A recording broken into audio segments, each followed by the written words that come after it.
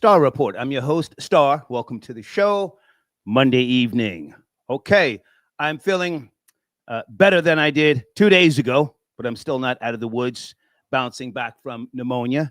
I want us to continue the discussions that we have been having with regards to health, wealth, and manifesting.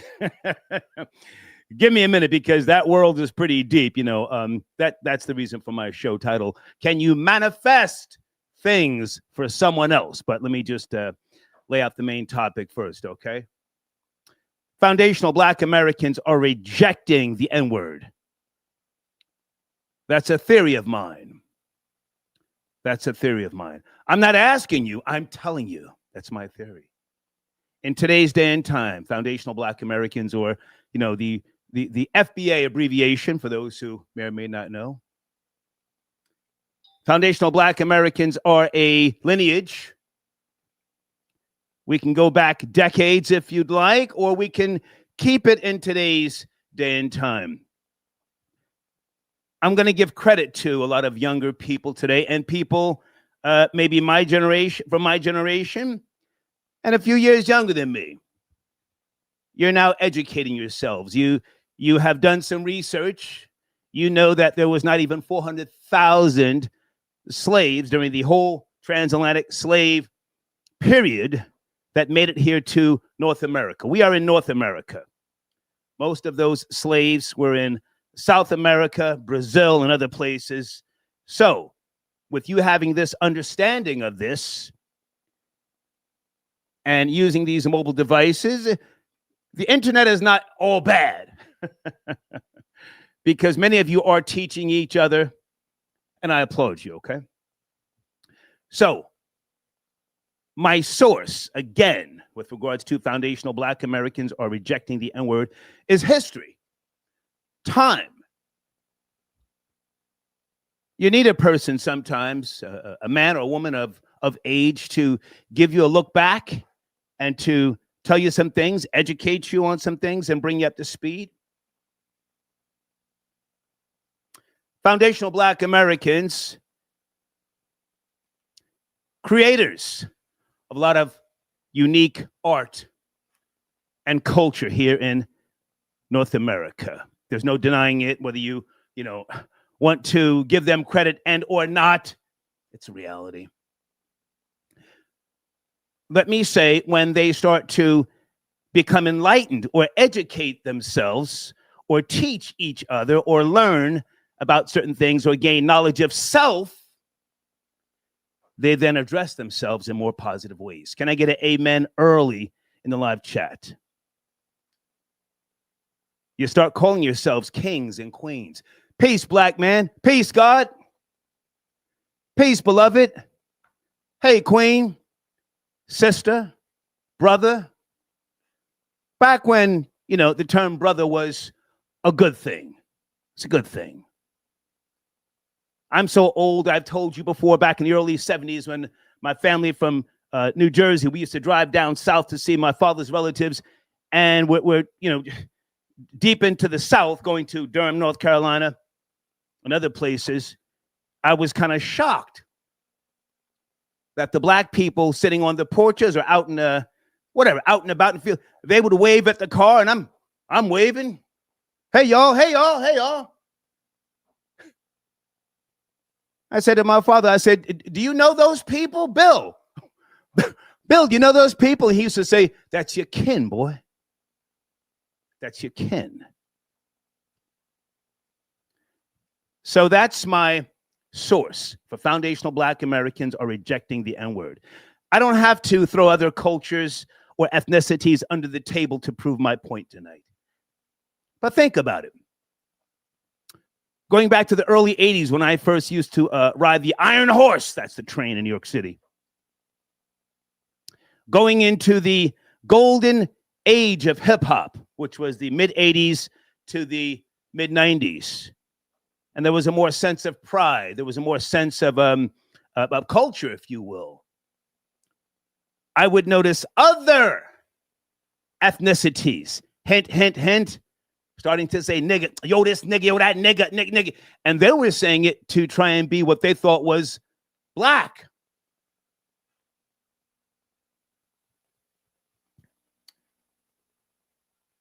As I've said on many occasions, salute to the nation of gods and earths. Anybody from the nation in the live chat?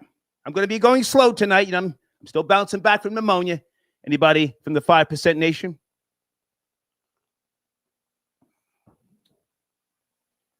How beautiful was it once upon a time to just be, you know, standing or walking and you see somebody else with, I don't know, Lee jeans, British walkers, a kufi with a tassel.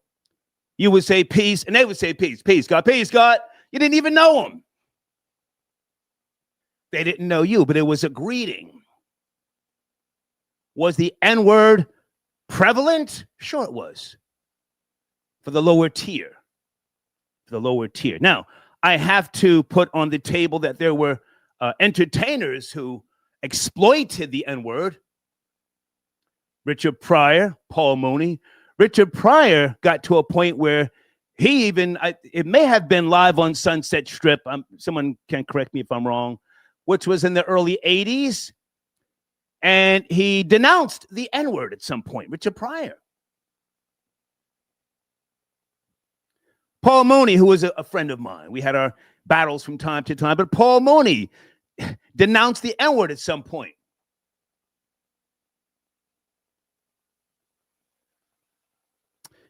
The era of gangster rap, if you ask me, in my opinion, having worked at record labels for a decade, some of you know this already, that was when the watering down, the dumbing down came into play from a lot of the corporations, mainly in the West Coast, to get a piece of hip-hop, which at that point in time, early 90s going into the mid-90s, what was proven to be a genre that was bankable.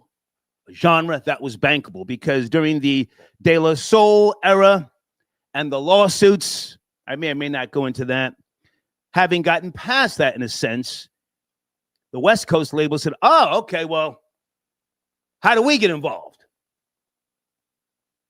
And thus came the heavy, heavy promotion of the N-word. And we have to be honest with ourselves. The masses brought in the 85%, the deaf, the dumb, and the blind. Can I get an amen in the live chat if you know what I'm talking about? Guys, thank you for your donations. I have been trying to get them on the screen. Salute to those of you who on Saturday you donated. You know that I was trying to do more talking than anything else. So if I missed some of your donations, just bear with me. I want to lay out my theory tonight, my theory. And again, you can call in and we can have a discussion. You can say, no, Star, you're wrong. I'll let you talk. But my theory is that they are rejecting the N-word. Now, what happens from this point on, moving forward, that I don't know. That I don't know. But again, when foundational Black Americans tend to become more enlightened or educating themselves, they embrace each other in a different manner. A different manner. Now, we're always going to have ignorance. Going to have ignorance in the genre of rap music. Hey, Leah, thank you for your donation. Hey, Kay, I got your donation. Powell, were you out there? Powell, I sent him a DM. Powell's got the book NGR, What Does It Mean? An expose on the N-word from a hip-hop perspective. I was hoping to get him on the show tonight. It's still early. Maybe I can get him to call in. If anybody knows Powell, please tell him I'm trying to reach him.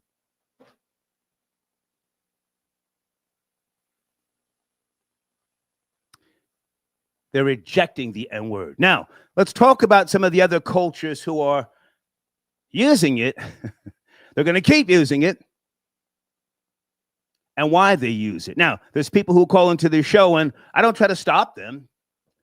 from time to time, I say, hey, just give me a break, just enough for right now. And I'm not just talking about, Caucasians, black as well. I don't want to hear it every day. I'm not saying I won't say it again, but I don't want to hear it every day of my life. Sometimes I have to decompress. Many of you, you just, you don't hear it every day at your workplace. You don't hear it every day when you wake up and you're feeding your kids breakfast, or vice versa. It's not an everyday thing in your life. Sometimes I like for other ethnicities to use the N-word so that you can hear them use it. And you can hear how silly it sounds. Area code 416. Good evening. Are you there? 416. Shalom, Star. Frankie G on the check-in, man. Frankie, how are you, man? Listen, man. Star, first of all, man, I just want to let you know, man, I was pulling for you, big OG. I'm a man of Christ, so I did pray for you, and I'm glad to hear you're okay, man. Okay. Sincerely. I appreciate that, but now you said you're a man of Christ. Yes, sir. With all due respect, and listen, I've already thanked people, and I will continue to thank people this evening. Why is it not a concern for someone to make it to the other side so they can be at the feet of the Savior, if you will?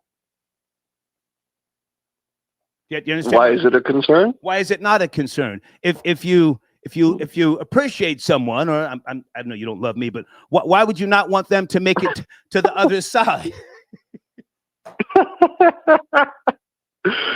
Yeah, no. If death is the barometer, hang on, Frankie. If death is the barometer, why would you not want them to be in a better place? You know what I'm saying?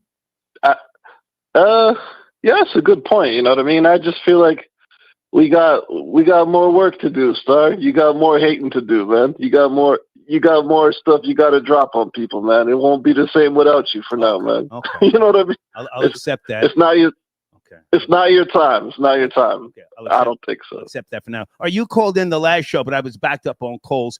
I had to bounce out somewhere, so it's all good. Main topic, Frankie G. Foundational Black Americans are rejecting the N-word. Any thoughts? You're up in Canada, yes? I forget. Yes, sir. Yes, sir. Yeah. I'm like I said, I'm originally from Poland and Toronto, and then I've moved out to Edmonton, Alberta, the last couple of years. So, yeah, man, I think that's a good thing. To be honest with you, I'm gonna keep it all the way 100. And this is coming from somebody, as you know, who I do occasionally use that word. Mm-hmm. You know, I think it's a good thing because. Well, that's just my theory. I don't know. I could be totally wrong. I'm saying that, again, throughout history, I have seen foundational Black Americans embrace each other, share the knowledge, so to speak. Yeah. And it can be beautiful. I'm going to go a little deeper into the golden era of hip hop, because that was a period where there was so much input from different boroughs in the New York tri-state area, and everybody was very, very unique. And it you know, even though it had its run, it didn't heavily rely on the N-word. Right. I agree with you when it comes to you said the influence of gangster rap on young people growing up. I can tell you that for a fact. So like, I grew up in what you would call the hood or the projects. I don't know how you want to describe it, right? But it was a melting pot. It was a lot of Latinos, a lot of Jamaicans, you know, some Polish, Italian, here and there, Asians. It was just a big melting pot. We all used the word, right? But I started noticing like a significant increase with the popularity of hip hop. You know what I mean? Like it just became cool for everybody to say it, even if you weren't from, you know, the certain neighborhoods and stuff where you could just say like, you know, it's a product of my environment or something like that. People were just saying it because it was cool and nobody really had a problem with it. But as you become an older man, a more educated man, and, you know, you're more mature, it's just kind of like you know, when I'm with my, Can I jump in, Frankie G? my absolutely. Yeah, go ahead. Now, I appreciate you calling. And you're Polish. That's your background, Polish and Italian. I forget. Polish. Yeah, Okay. 100%. All right. Listen, with all due respect, you know. Yeah. It was white people.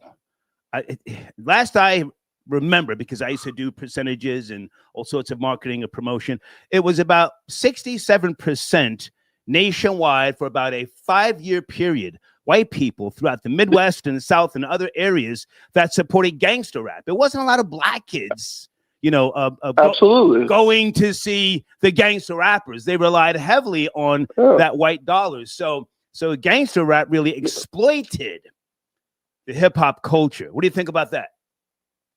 Absolutely, 100%. Star. That's a whole fact. There's more white consumers of music than there is black consumers. That's just a fact. And then when it comes to the numbers in terms of rap music, that is absolutely 100% a fact. And another thing I'll tell you is, I don't know if you've ever seen this, but I've got groups of friends, it's back home in Toronto and stuff, like all white dudes. You know what I mean? Like, yeah, like dudes that grew up, you know, rugged or whatever, but white dudes, like Polish dudes, Serbian dudes, Croats, them type of cats, and they'll use the N-word amongst each other, and there's no black people around. Right. You know what I mean? So, right. So, and it slips off the tongue like it's like they're saying hello. So you're 100% right with the you know, I do think, like I said, as you become older and more mature, and you know what I mean, like, you gotta be more respectful to people. Like, really and truly, even when I call in the show, I shouldn't be saying that shit, but like, I find myself slipping up sometimes, right? Frankie G, it's fine that you say the N-word. It's fine that Rory says the N-word. I want other people to see you saying it, with all due respect. Now, let me try and bring this back around. You don't have to agree with me. But in your knowledge, in your experience, in your day and time, have you seen foundational Black Americans, or what you may consider them to be, address each other in terms that were something other than the N-word? Can you acknowledge that? Have you ever seen that throughout history? Brother and stuff like that, bro. But yeah, not really. Okay. To be honest with you, yeah, like I'm just keeping it real. It's just, I don't know. It feels like you're more concerned with the bullshit, and I appreciate that. It's okay. It's okay. Absolutely, yeah. I just feel like it's not really. You know what I mean? Like, it's not my place to say what, you know what I mean, what black folks say amongst each other. You know what I mean? Okay. But I will say, I want to just land my plane and say this: you don't see other races using derogatory terms to each other as a term of endearment. I will say that. Okay. You know what I mean? Like, I don't go up to some other Polish person and be like, "Hey, what up, my Polak?" You know what I mean? Like, that doesn't, you know, I would never do that. You know what I mean? So, well, at the same time, society didn't make it a cool thing. But listen, I'm so old, I can remember Don Rickles, who was my favorite comedian. I can remember him going in on the Polish and everybody else. Frankie G, great to talk to you, man. As he should. Star, God bless you, sir. God bless you too. God bless. Yeah, God bless. God bless. Jerome, I got your donation. Thank you so much. Yeah, I wanted to try a different approach tonight on a Monday, as opposed to doing current events and things of that nature. Showrunner, can you manifest things for someone else? I'm going to get to that in a second. Let me try and bring in Colleen first. Hey, Colleen, on a Monday night, how are you? Hi, Star. I'm doing great. How are you feeling? You look much better. You have more color in your face. Well, I'm getting there, but I took out one of my mobile oxygen tanks today when I went to Walgreens. Okay. Okay. And don't get too dependent on it, okay? Well, you can get dependent on. Hang on. It was, again, it's a nice conversation piece. I was talking to somebody, and they were talking to me, and we're talking about the oxygen tanks. Again, it's mainly retired people where I live, but it was an experience. I'll just say that. Anyway, where do you want to start? Colleen? First and foremost, I think it would be great if you incorporated some Irish sea moss into your diet. Okay. Irish sea moss gel. Okay. That actually is really, really good for you. I know I gave other advice to you before, but I just think that you would benefit greatly from the Irish sea moss gel. Okay. Also, as mentioned before, I grew up in the Bronx on University Avenue. Yes, we know. Between Fordham Road and 183rd. And I don't recall any of my friends using the N-word when we were younger. That neighborhood was working class. Colleen, what period might that have been? The 80s. Okay. The 80s. We didn't leave until 88. We left the Bronx in 88 when the crack epidemic was just, they were pushing in elderly people, you know. Right. My mother was almost robbed at the Twin Donut, you know, on Jerome. She worked at a corporation in Midtown. Right. So I don't recall any of my peers using that term, the N-word. They came from working class families, nurses, architects, you know, postal workers. A lot of their fathers were veterans. That word, I never recall hearing that word until I got older. Like I can I jump in? Before, but not as a term of endearment or, you know, go ahead. I'm sorry. Can I jump in? You know, many parents in the 70s, you know, up until 70s, going into the 80s, up until the birth of gangster rap. Parents didn't even use the N-word. You were aware of it because, of course, Richard Pryor had albums, Bicentennial Nigger, and a host of other things that were in the quote-unquote media by way of movies and things. But it wasn't something that, in my opinion, was overused, you know. And again, that period with the Nation of Gods and Earths and others, how they were, just elevating, educating each other and gaining knowledge of self, it wasn't that prevalent. That's what I wanted to say. Go ahead. Right. So I remember being on the 12 bus coming home from school. Okay. I went to Cardinal Spellman High School, and I'd take the bus across Eastchester and come down on the 12.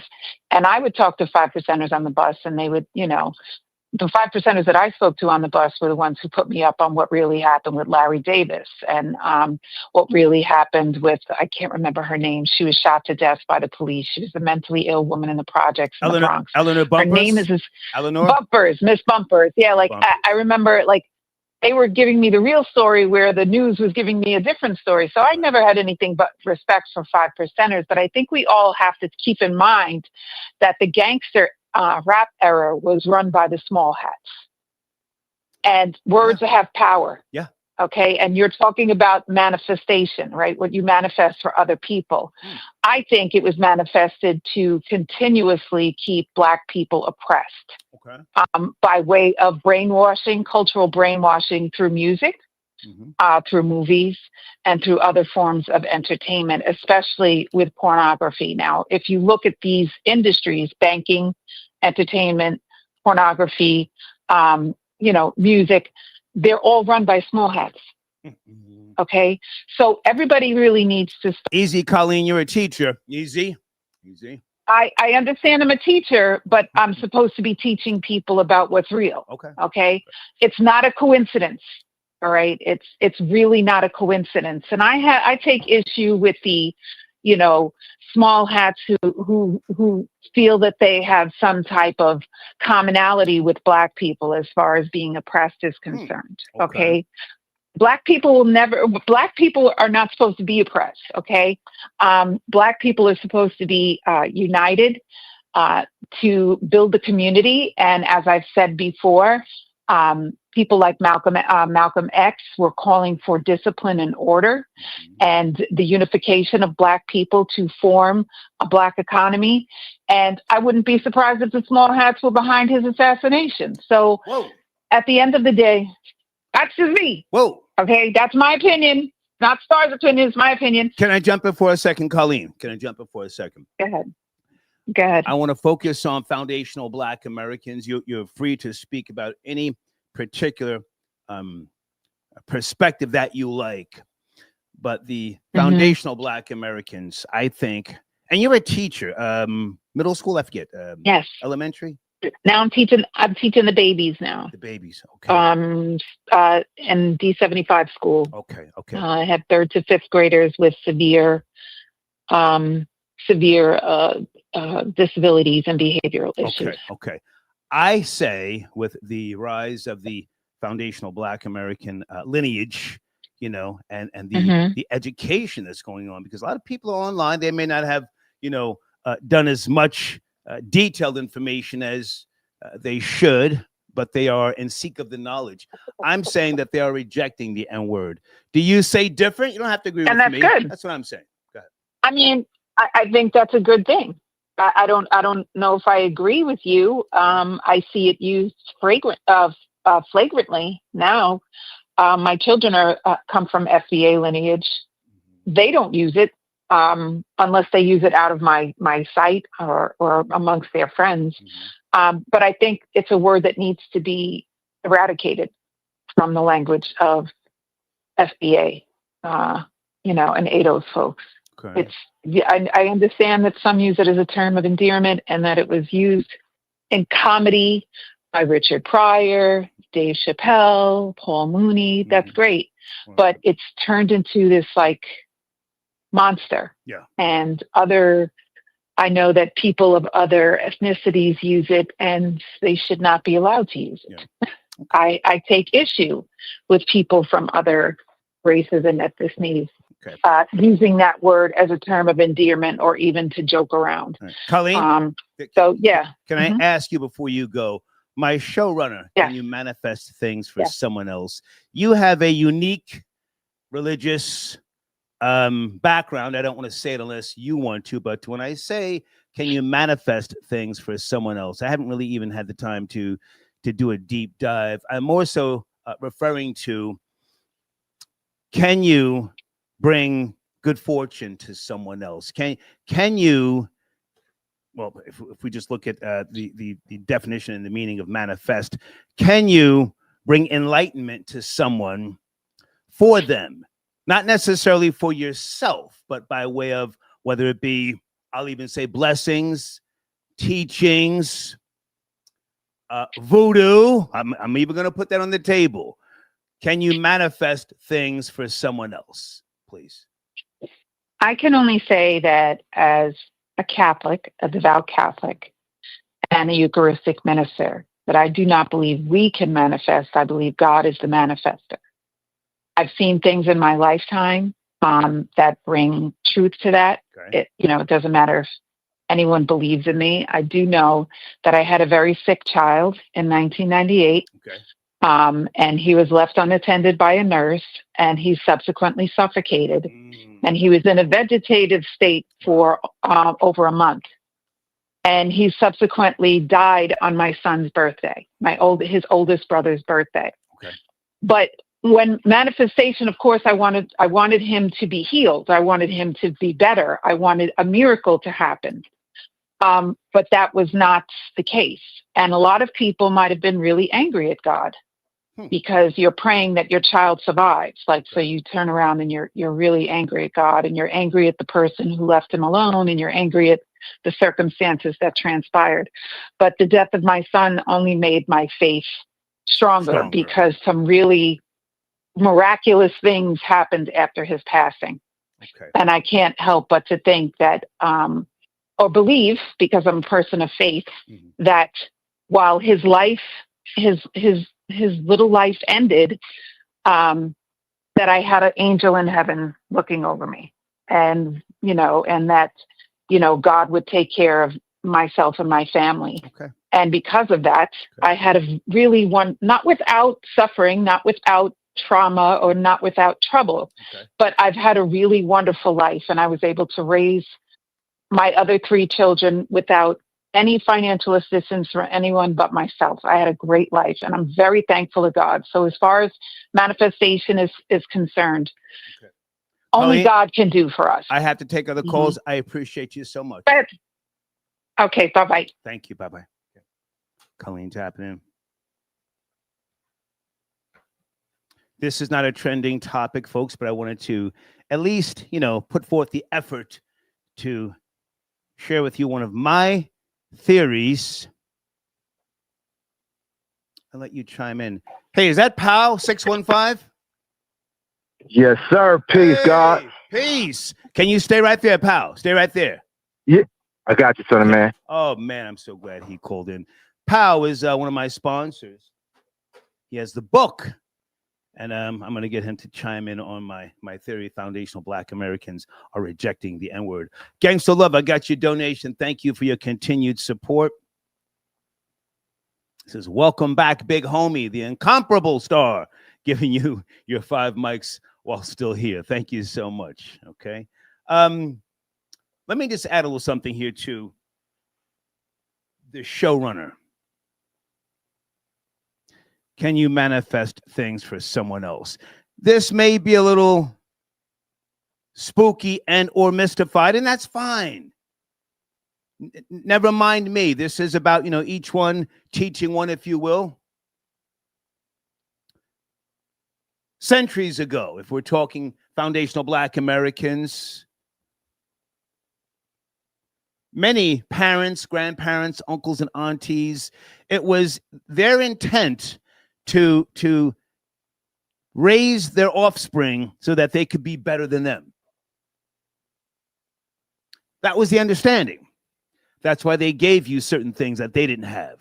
They made sure that you were mentally prepared. I don't want to put beatings on the table, but we have to be real with ourselves. Back when spankings and whoopings were, not really a bad thing. You could get spanked or whooped sometimes to teach you that there are parameters in life. Does that make sense? So that manifestation may have been taught to you in ways that you didn't necessarily understand,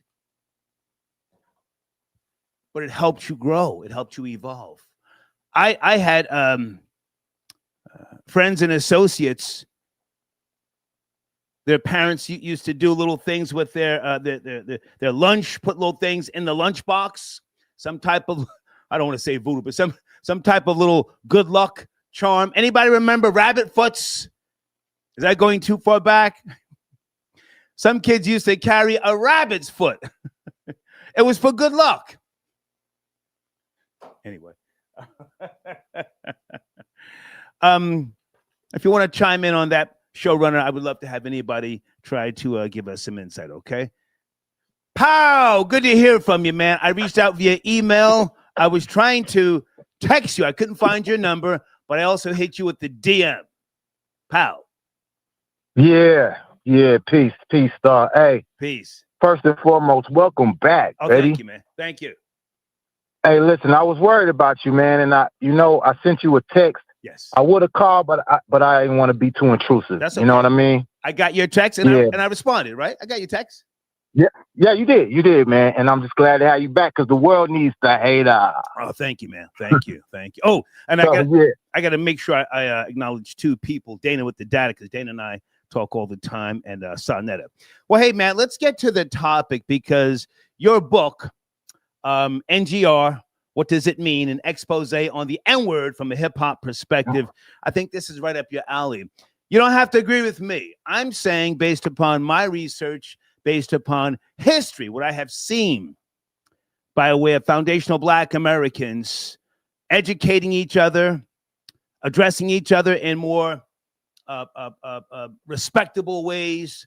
I'm saying that now, in this day and time right now, they are rejecting the N-word. It doesn't mean that it's going to stop. It's not going to be a thing that, people don't say, but that's what I'm saying. What say you, pal? That's an interesting perspective you got on that, Star. This is what I'm going to say. So, as before, I am the author of the book, NGR, What Does It Mean? An expose on the N-word from a hip-hop perspective. So you could say I literally wrote the book on the N-word. Okay. For this day and time. And like the last caller, can't remember her name, peace to her, but like she was saying about Colleen, like Colleen was saying, I have sections in my book about the N-word in comedy, and I talk about how Richard Pryor used it. I talk about Paul Mooney and even Dave Chappelle because, you know, his show was the first one to really put it on the map in the mainstream in modern times. Richard Pryor, a lot of people will be surprised to know that Richard Pryor on his show, they would drop the N-word like with the hard R on network television on the Richard Pryor show, and that was back in the 70s.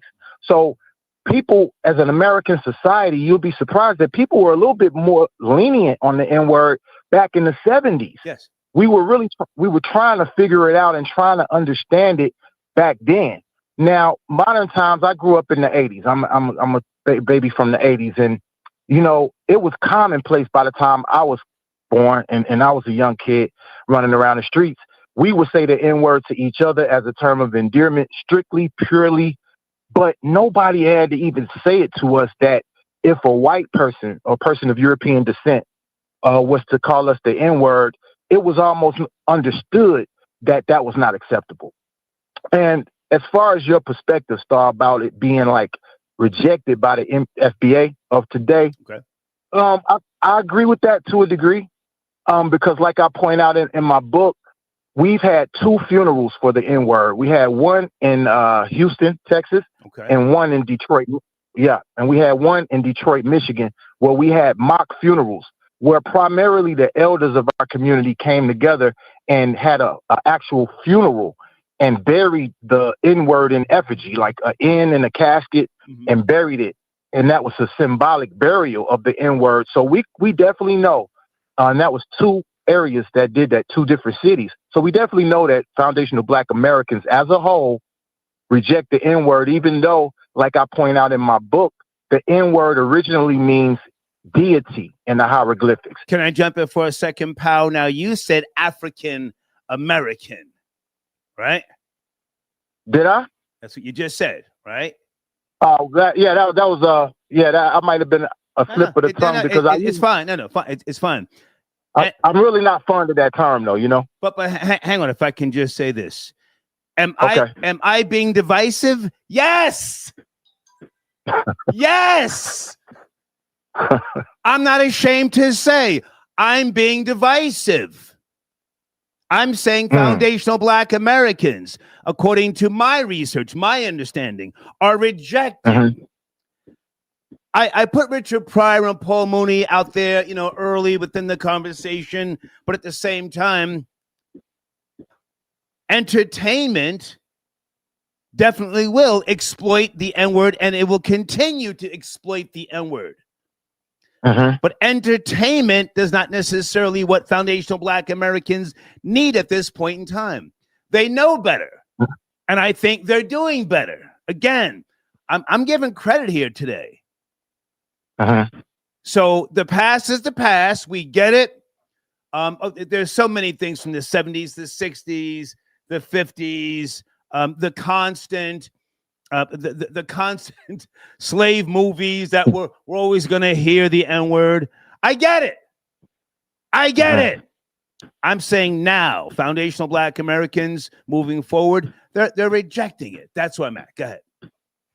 Yeah, and I want to reiterate that I prefer the term foundational Black Americans over African Americans. Okay. But you know, like I did in my last video, I would like everybody to subscribe to my YouTube channel, which is NGR Exposed on YouTube, NGR Exposed, where I cover these topics and Star, you give me ideas like the one I did on Nick Fuentes. And what I said in that video, I wanted to highlight something you just said. It's popular for people to use the N-word today and kind of like get paid off of using it. Sure it is. For instance, like for instance, I'm finding that these white supremacists are using it as a hustle.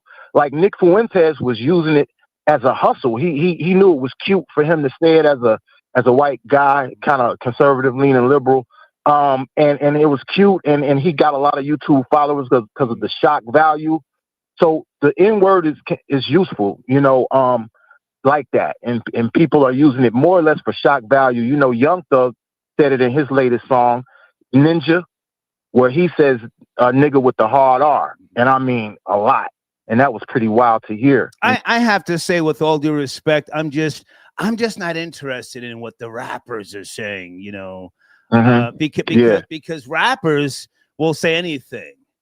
They will continue to exploit. They will continue to try and derail and deceive those who truly have knowledge of self. And that's why I also put on the table early the golden age of hip hop. Can you hold in a second, pal? Stay with me. Can you stay? Can you stay there? Yeah. Okay. Guys, I got Pal on the line with me. Hey, Valerie, I got your donation. Thank you so much. Janelle, I got your donation. Peace. Shaborn, I got your donation. Somebody's saying Supreme served Hassan Campbell with papers from jail. I'm not fully up to speed. I heard something about that. You can send me a link and I will check it out. Thank you so much.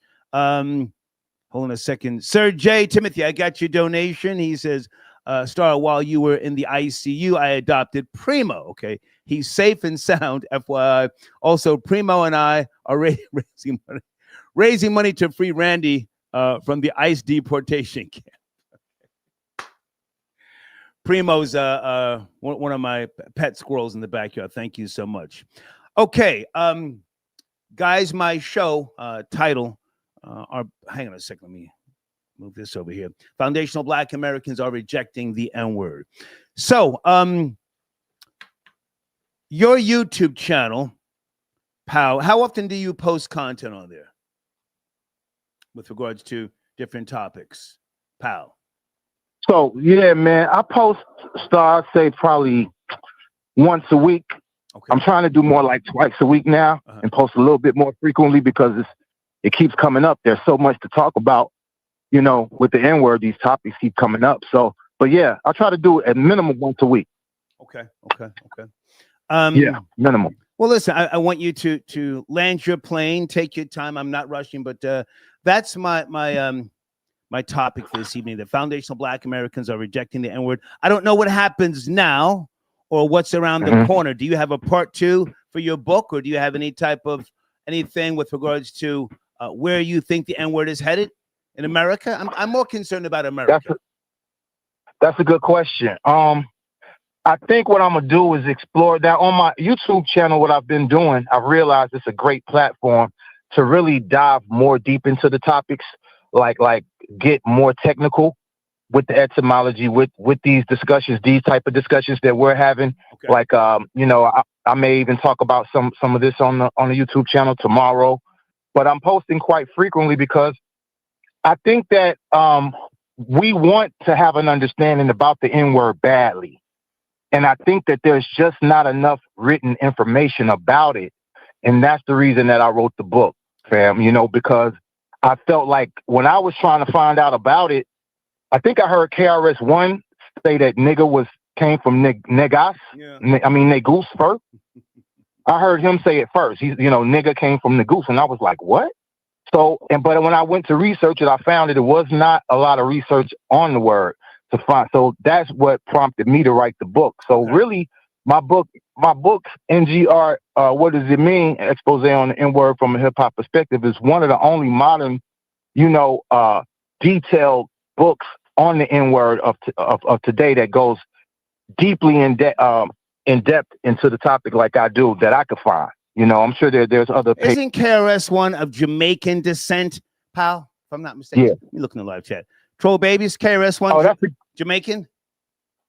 You know what? I believe that KRS-One is foundational Black American. It's just that. Can we Google, pal, to be precise? Can you Google? Let's do it. Go ahead. Yeah, I can Google that real quick. All right. Whilst you're Googling, hang on. Pal, whilst you're Googling, let me just read some of the donations on the screen. I'll come right back to you. Go-Go says rappers have lost their ability to influence in mass the moment they allowed Fat Joe and Busta Rhymes, say Puerto Ricans and Jamaicans created hip-hop without checking them. Very, very good point.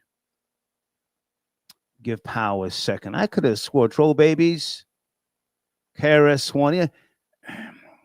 Said a lot of things, and a lot of things have been... hang on a second, guys. I got an issue with my headphones.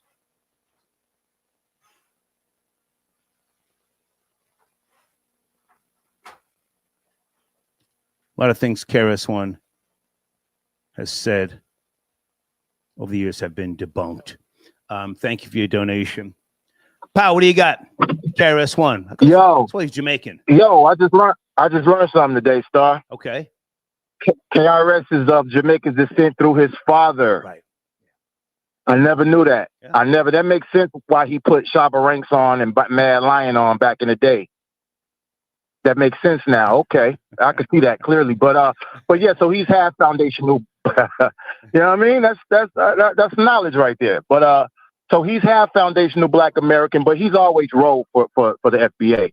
You know, no doubt about it. So salute to KRS. I beg to differ. I think he's been more of a champion for Jamaican music, you know, and his version of hip hop. But hey, what do I know? Sound of the Police. You know, he supported that KRS-One self-titled album. He really was dropping it for the FBA. I mean, he looks out. So I would say that KRS-One is an ally to us. You know, definitely. Okay. Big Elvis the Chef, I got your donation on the screen. Big Elvis says KRS-One's mother is Ados. His father's from Barbados. Huh. I didn't see Barbados. I seen Jamaica. Okay. But you know, whatever. It's all the Caribbean. I love all of them. But yeah, I'm FBA. You know, my mother and father. Matter of fact, I consider myself indigenous. Washita. I'm Washita indigenous. Well, let me say this, pal. It's not about not loving a culture or not. It's about, you know, foundational Black Americans, you know, delineating, if you will, but at the same time, this N-word. And again, my theory, not that you have to agree with me, I think they are rejecting it. I don't know where it's going, but keep me posted. If you post another video on your channel with regard to this topic, I would love to send people over there to you. But I'll give you the final word. Go ahead and close it out. Okay, yeah, man. The final is, I think that the N-word has been such a polarizing word in our community that we really want to try to understand it. I think if people are like me, the whole reason I wrote the book was to try to get some knowledge on it. Yeah. I think that that information is available in my book. If people really want to know about the N-word and know the details about it and really try to go deep into where it came from, as well as the social ramifications, we need more literature. We need more research. We need more papers on the N-word, because most people don't understand that when you're using the N-word, you're actually calling a person a king or a ruler or something divine. And just in that, trying to control the narrative of it, I think makes it a little bit more important for us to do more research and more discussions like this. Okay. I appreciate the call, pal. Thank you, man. Yeah. Hey, man, I appreciate you, Two-Star. Everybody go get my book on Amazon. Absolutely. Salute. Salute, King. Okay. Salute, King. You see? King. Peace, beloved. Fam. Oh, fam. Guys, what era was it when people were addressing each other in the New York tri-state and Jersey? Yo, fam. Fam. That was cool. East New York sends a donation. Hold on a second. KRS-One did not ride with FBA. Call it, but yeah, I mean, listen, I'm so glad that Powell tapped in, but no, I've known KRS-One to more so lean towards that West Indian stuff. You know, I saw him live a couple of times. You know, he goes in and out of the whole Jamaican accent thing. But he's one of the pioneers, okay? Guys, that's my email address on the screen.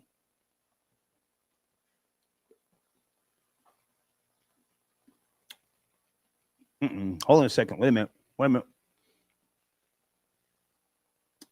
Guys, does anybody hear any static in my headphones? Am I okay? Do you hear any static, or is it me on my end?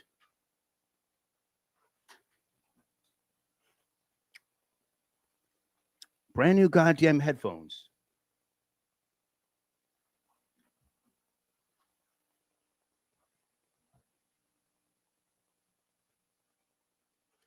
I hope not. Janelle, I got your donation. Thank you very much. I'm not sure about that. I'm still healing, so I have not had time to pay attention to a lot of news. But let me bring in area code Rob Lowe, is that you? Area code 201. Monday night. 201. Give me a second. Salute, Star Rob Lowe 2000. Peace. Hey, can you hear static coming from me, or is that just my headphones, Rob Lowe?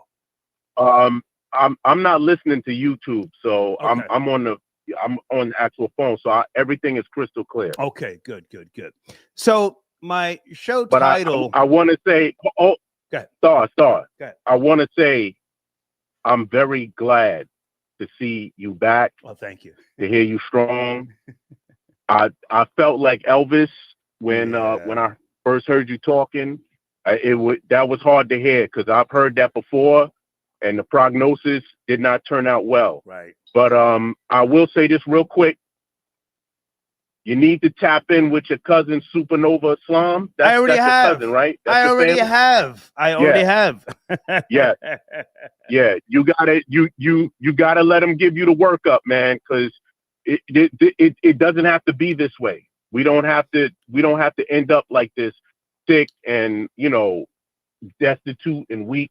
We don't got to end up like that. Not saying that you will, but it's important at this age that we're entering to be conscious of your health. And I'll leave it there, man. No. Can I respond? I'm just glad that you can I respond? You're healthy. Can I respond?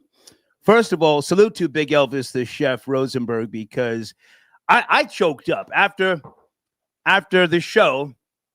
I watched some of the playback. Guys, anybody in the live chat want to keep it real? Big Elvis had me choking up. Had him choking up on Saturday's show. I'm man enough to admit that. Yeah. But now let's be real. I'm 61 years of age. I had a liver transplant in 2008. I've always kept it real about I'm working on borrowed time, 1 foot in the grave, and things of that nature. But I appreciate everything you're saying. My family, Supernova Islam, Queen Afua, they have been doing what they can over the years with regards to my health. But I took a lot of abuse in the 80s, man. And, where I'm at now, health-wise, I think I'm okay. But that pneumonia, that was something I never experienced before. Yeah, any experience with pneumonia? Family members I know have passed from pneumonia, and walking pneumonia, you hear all those terms and you think, oh man, that's just the flu by another name. No, it's not. It's not. Crazy. You have to take care of yourself, and you can snap back. It's what to your topic. It's what you will yourself to do. You have to manifest it. You right on point with the topic. Okay. You have to will these things into existence. Okay. Things start from ideas. Now you can't just sit back and do nothing and think that it's going to fall out the sky. You have to work towards it. You have to make your idea real. You're right. If you want your health to be better, if you want to do better, be better, you have to actually put in to it. You can't just sit back and do what a lot of people do, which is pray and then think that something's going to fall out the sky for you. It doesn't work that way. You have to work. See, now I know you're not a religious person, but when you are into God, you have to take steps forward to God, and then God will take steps forward to you. That's how that works. Okay. That's how you manifest things, by actually putting in the work. Okay. I have no problem with anything you've just said, to be clear. And the other night when we did the show, Saturday night, I would never mock people who were genuinely concerned about me. So yeah, if that's what you believe, man, salute, and I appreciate what you've just said. Can I ask you? Go ahead. Can I ask you to address my theory? Foundational Black Americans are rejecting the N-word. I think today's generation, I think they are. They're learning at a much faster rate. And having said everything that I've said, I don't want to go over everything that I've said again, but when foundational Black Americans become knowledgeable, they tend to share the knowledge with each other, and it's almost like they're proud to call each other beloved, peace, king, or whatever. These terms that, sometimes on the outside we may snicker at, but it's a way of acknowledging that you've acquired some knowledge. I'm saying they're rejecting the N-word. What say you, Rob Lowe? I agree to a certain extent. I wouldn't necessarily say reject. I would say that they've moved on from it. I like that. Because it's not as trendy as it was right when I was coming up in the 70s and the 80s. Right. When, I've heard loved ones use it, and this whole idea that the word is ours. I don't believe that the word is ours. I believe that we've taken it just like we've taken Gucci sandals and we've made it trendy for us to use that word towards each other. It's not our word. I do believe that you should have a show with Pal where people could call in and we could dialogue back and forth about our understanding and what it is that we're actually taking away. I think Pal did a great job. I want to send people over to his platform. He did. He stood firm, and I want to promote his book. Yeah. So I appreciate him chiming in with a different perspective. Absolutely. Come on. Yes, absolutely. He did the research. Yeah. He did the research. I'm not trying to take anything from him, but like you said, right now, I said this word to you before. We have what I call an orgy of information. Okay. See, back then, information was just not readily at your fingertips as it is now back then, because you had to read books back then. Somebody had to school you and point you in the right direction. Nowadays, you have a phone in your hand. You have a laptop. You have a tablet. You can get your information just as easily as that. You don't got to run into the old man selling books on 125th Street. You don't have to do that. It's at your fingertips. So you can come across these things at will. Okay. So in terms of like when I was growing up, I remember when Richard Pryor said he wasn't going to use the word anymore because he felt enlightened when he went to Africa. Wasn't that wasn't that live on the Sunset Strip? I'm going to Google it. I thought that's yes, where it was when he had the red. Yes, when he had the red suit on. Right. I mean, he wound up using it again because the word, the N-word has now become. It's almost like saying, "What up, my G? Yo, what up, dogs?" Like it's as common as that, and it's one of those words like the Italians. Forget about it. You can use that word in any such term, like the way Donnie Brasco broke it down in that movie about forget about it. You can use it and it means multiple different things, but it's still the same word because we have attached things to it that on the scale of the world don't mean anything. Can I jump in, Rob Lowe? Can I jump in? Yes, absolutely. Okay. Are you specifically talking about foundational Black Americans? That's who I'm zoned in on this evening. Being Black means a lot of things now. Whereas once upon a time, there were songs that unified the Black culture, the Black experience, whether it were Nina Simone, or James Young, Brown. Gifted, and Black. Yep. Young, Gifted, and Black, which was actually based upon a writer's book. I forget her name, escapes me. James Brown, Say It Loud, I'm Black and I'm Proud. Those were different times. But now I'm talking about foundational Black Americans. So am I being divisive? Yes. I'll even say I don't care if other cultures, and I don't even have to say the names of their cultures to make my point. But if you're in New York and you're uptown Manhattan or Dykeman area, or if you're on the Iron Horse, you will see these young kids today spitting that N-word. Most of them are not foundational Black American. Rob Lowe, please. I believe you have to be divisive in order to get this thing set right to go in the direction that it needs to go in. Right. You have to separate.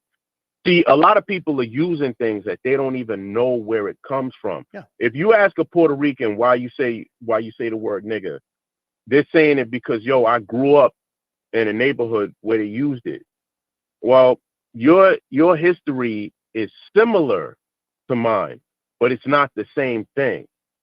And you're using something that, tomorrow you could change your mind and that word can mean something else coming from you. See, it's very hard for a black person to use the word nigger the way a white person uses the word nigger and then say it to another black person. It hits differently. You might be trying to convey the same message, but it hits differently. A Puerto Rican, a Dominican, a Jamaican, these are people that come here that, they love the music, they love the jumping around, and they love black culture. What we've done with certain things. Yeah. Well, exactly. What they perceive to be a black culture. They could drop that shit. Yeah. They could drop it in a second. That black culture, they could drop that in a second. And they do. And then be on something else. Yeah. That's why you have to be divisive, because you got to get to the heart of it. A lot of times people don't want to get to the heart of it because, they've committed themselves to certain things that is not necessarily from them. Hang on a second, Rob Lowe. I have to read that comment on the screen. A Boogie. Black men simping for Latinas will never allow them to stop using the N-word. That's a hell of a comment. I mean, there's truth in that jest. Yeah. Yeah, there's truth in that jest. Listen. They make jokes about that, white women, having sex and calling black men watermelon, in the throes of lust and all of that stuff. Right, but you see, you taking something that you laughing at a joke that's at the detriment of you. Right. So I'll end it there, Star. Hey, man. Salute, man. I'm glad you back. Good to talk to you. You have no idea. Thank you, man. Salute. Salute. Thank you. A Boogie, thank you for the comment. That comment was straight with no chaser. I wasn't even meant to be funny. Wait a minute. Uh-oh.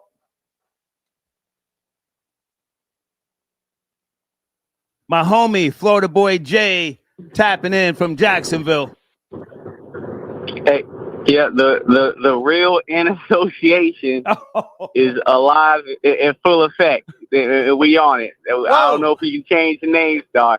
This is the RNA. The RNA president, and I will say that I think the older I get as a black man, the more I think we mature. I think the more our vocabulary expands. Okay.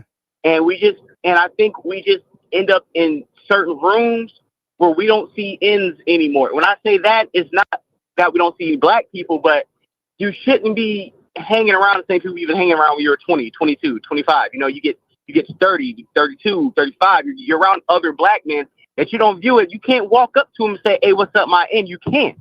That's not how they carry themselves, and you can't really carry yourself in that manner in certain rooms anymore, right? So I think that it's harder to talk to the younger generation about it sometimes because, it's not anything new to them, especially Black American, but, they're just talking and doing their thing. But the older I get, the more I see older black men, it seems like there's a maturation process that takes place with some of us where they say, hey, I'm not going to use the N-word no more. I'm going to slow down on it. I'm going to start using alternatives.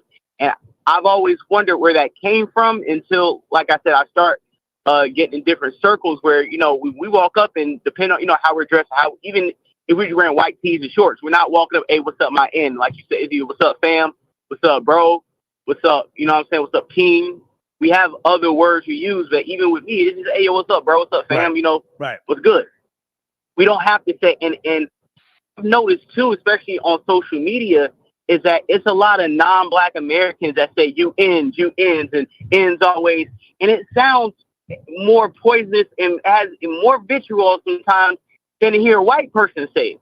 Because it's like when a white person says it, to me, yeah, it's they have venom behind it, but we already know why they're using it. There's no shock and value in it. Okay. But when I see certain people of the diaspora use you ends or speak to black people as ends, it feels almost like they're white people in blackface. It almost feels like they're using it the same way white people do, is to talk down on us specifically as, okay, you ends, not as we say us, in referring to that word, we use it as the equal balance. We use that term endearment, even if we're talking disparagingly, it's always on an eye-to-eye equal level. You know what I'm saying? If you're a F-in, if you're a hoe-in, if you're a sucker A-in, you know, it's certain combinations we can use with it, but it's never I'm saying it as I'm above you. It's we eye to eye, and because I'm one, I can call you one, I can point one out. Right. And can I jump in?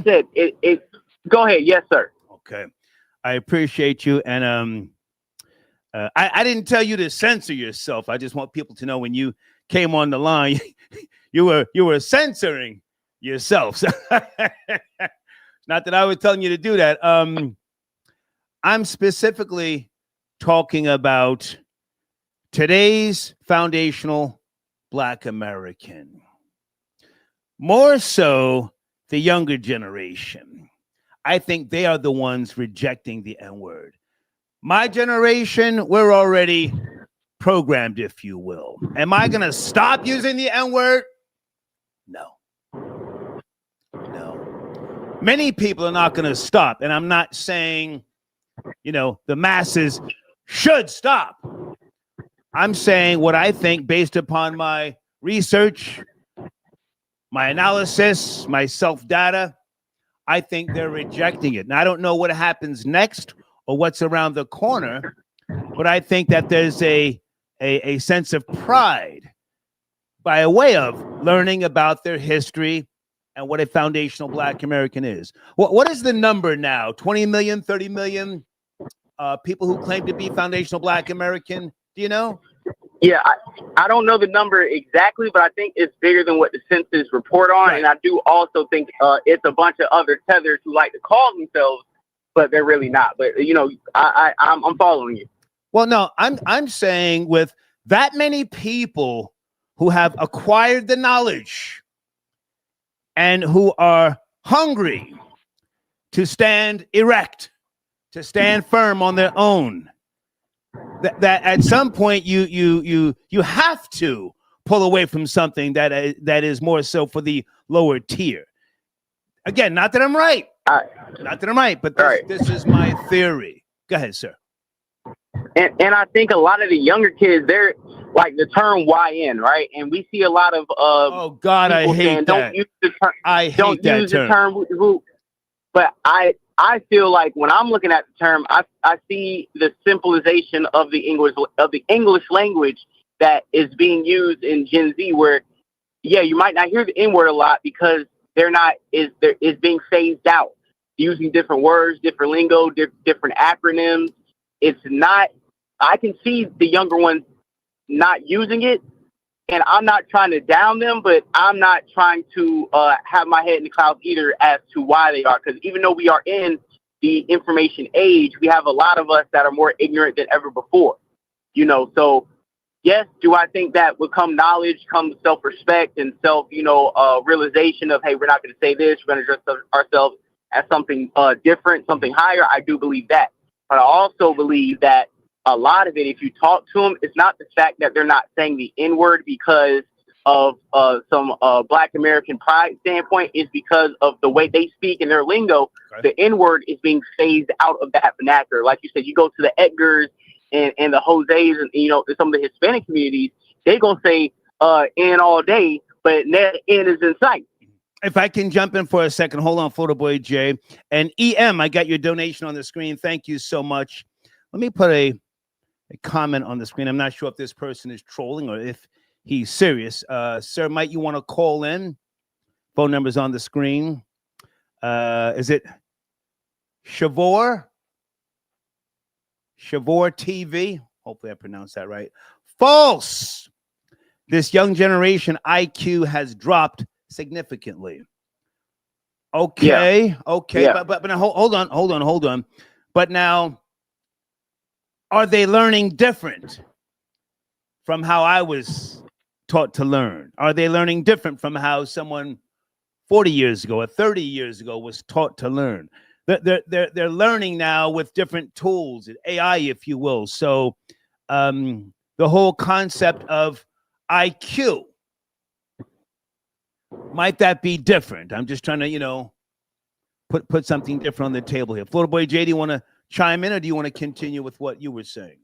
Yeah, that I think that kind of lends to the point that I was making about the younger generation, where I don't know if it's this hyper awareness of redefining the N-word or taking it out of the vernacular through some type of educational epiphany. I think it's more on that like I said, they're symbolizing the English language in real time. It's to the point where they're saying things and the N-word isn't being phased out, like I said, because some black pride or we're realizing things. I think it's just being phased out with a lot of other things that was passed on through generation that this new generation Z is just dropping. And I'm not saying dropping the ball, good or bad, they're just dropping. Yeah. And I think it's an amalgamation of seeing my generation, the millennials, go through certain things that was supposed to be ours or we were supposed to see or have or get passed down that we never got. So once they see their older brothers or older cousins, some of the young parents that didn't get a certain tradition, they're like, why are we upholding certain things that either you never got or they changed the last minute? And I think the English language and the use of the N-word is just another side effect of the new generation, these new kids rewriting their own rules. Can you stay with me a second, Photo Boy Jay? I like the comment on the screen. OG Pop 3 Star still got them mental hospital socks on, bruh. Sir, I took 3 pair of those yellow hospital socks from the ICU that had the little white dots. Anybody know what I'm talking about? The white dots. The white dots. They got the good ass traction because I got up. I tried to get up out of the bed and go into the goddamn bathroom, but thank you for your comment. Yeah, I got 3 pair of those that I brought home with me. Hold on a second, Photo Boy Jay. Hey, salute to how do I say this person's name? You sent in a donation Saturday. How do I pronounce your name? Because I don't have my contacts in. Hold on a second. Photo Boy Jay, can you see that screen? Is that yeah, Cornardo? Cornardo, am I saying your name right? Cornardo, yeah, like it says Cornardo, yeah. Cornardo, hey Cornardo, salute to you, man. You sent in a donation Saturday. I had it on the screen. It was a nice donation. It's a big donation, but I just want to make sure I'm saying your name right. Why is everyone in the chat talking nonsense but not contributing to the machine? So they are. They are contributing. I appreciate the support. We have a goal at the top of the live chat. Deeds, is the goal at the top of the live chat? I can't watch everything, but thank you, Cornardo. Okay, so Photo Boy Jay, it's been a while since you've chimed in. What's going on with your platform? Are you doing anything live? Have you shifted gears? What's going on with you? Yeah, we're doing some pre-recording stuff now. We're going to be dropping tomorrow because I got something on the Tyler the Creator situation that's been bubbling on Twitter. Oh. Also, this Solon chick who made this like Black American song, and now she's like coming at FBAs with this other content creator.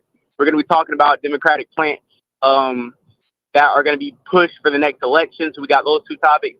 And before I get off the phone, it was crazy how things happen because like me and you were kind of going through life-altering events at the same time. And I'm not going to bring mine to the forefront. Okay. But I really do appreciate, you actually being there for me at the same time, me being there for you and just kind of when people are going through tough times, you know what I'm saying, to have people to lean on through those tough times is what matters most. And I'm very relieved that you're doing good because like I told you before privately, you and my dad are 1 age apart. My father had a health situation, you know what I'm saying? And like when I see you going through the same thing, it's very triggering, you know what I'm saying? Like you're a dad to a lot of us on and off the mic, on and off YouTube.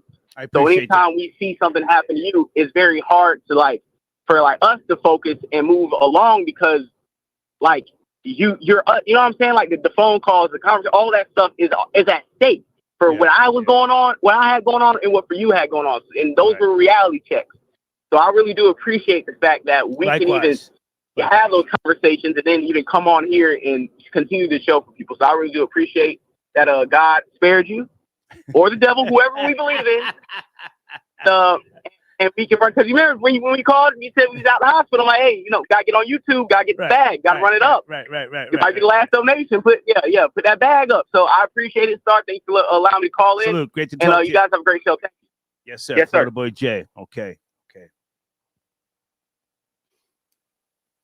I got to get a new set of headphones. I keep hearing static. Hopefully you guys don't hear it on your end. Deed says, she says it's on my end, so I'm just going to take her word for it. Maybe it's the mixer. I don't know. Deal with it later. Gangs of Love. I see you in the queue, sir. Sit tight, Gangs of Love. I'll be right there. GOL. Sit tight. Sit tight, please. Valerie, I got your donation. Thank you so much. Let me put my, what did I have for you guys on the, here you go. Can you see that? No, let me try it again. Thank you for the well wishes. I'm still getting emails. People are reaching out via Instagram, DM. I haven't used, well, X, formerly known as Twitter, too often, but I went over there yesterday. Thank you for tagging me. There's an old video circulating from 2 years ago when we did this show about Bimmy. That's 2 years old. I didn't have that energy to be screaming, when Supreme from the Supreme team, by way of the documentary, The Supreme Truth, when that came out a couple days ago, I didn't have the energy to be screaming. So that's an old show, but thank you. All right, guys. Also, let me take the time now to thank Dana with the data. Dana, I so appreciate you. Dana is a friend of mine, guys, as you know. Definitely Dana was calling me when I was in the hospital, checking on me, making sure I had what I needed. And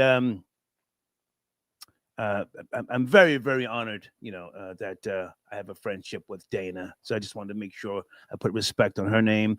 Peace to Sarnetta. I spoke to Sarnetta today. He sent me a text this morning. Oh, I spoke to the homie Math Hoffa. Math Hoffa is home, guys.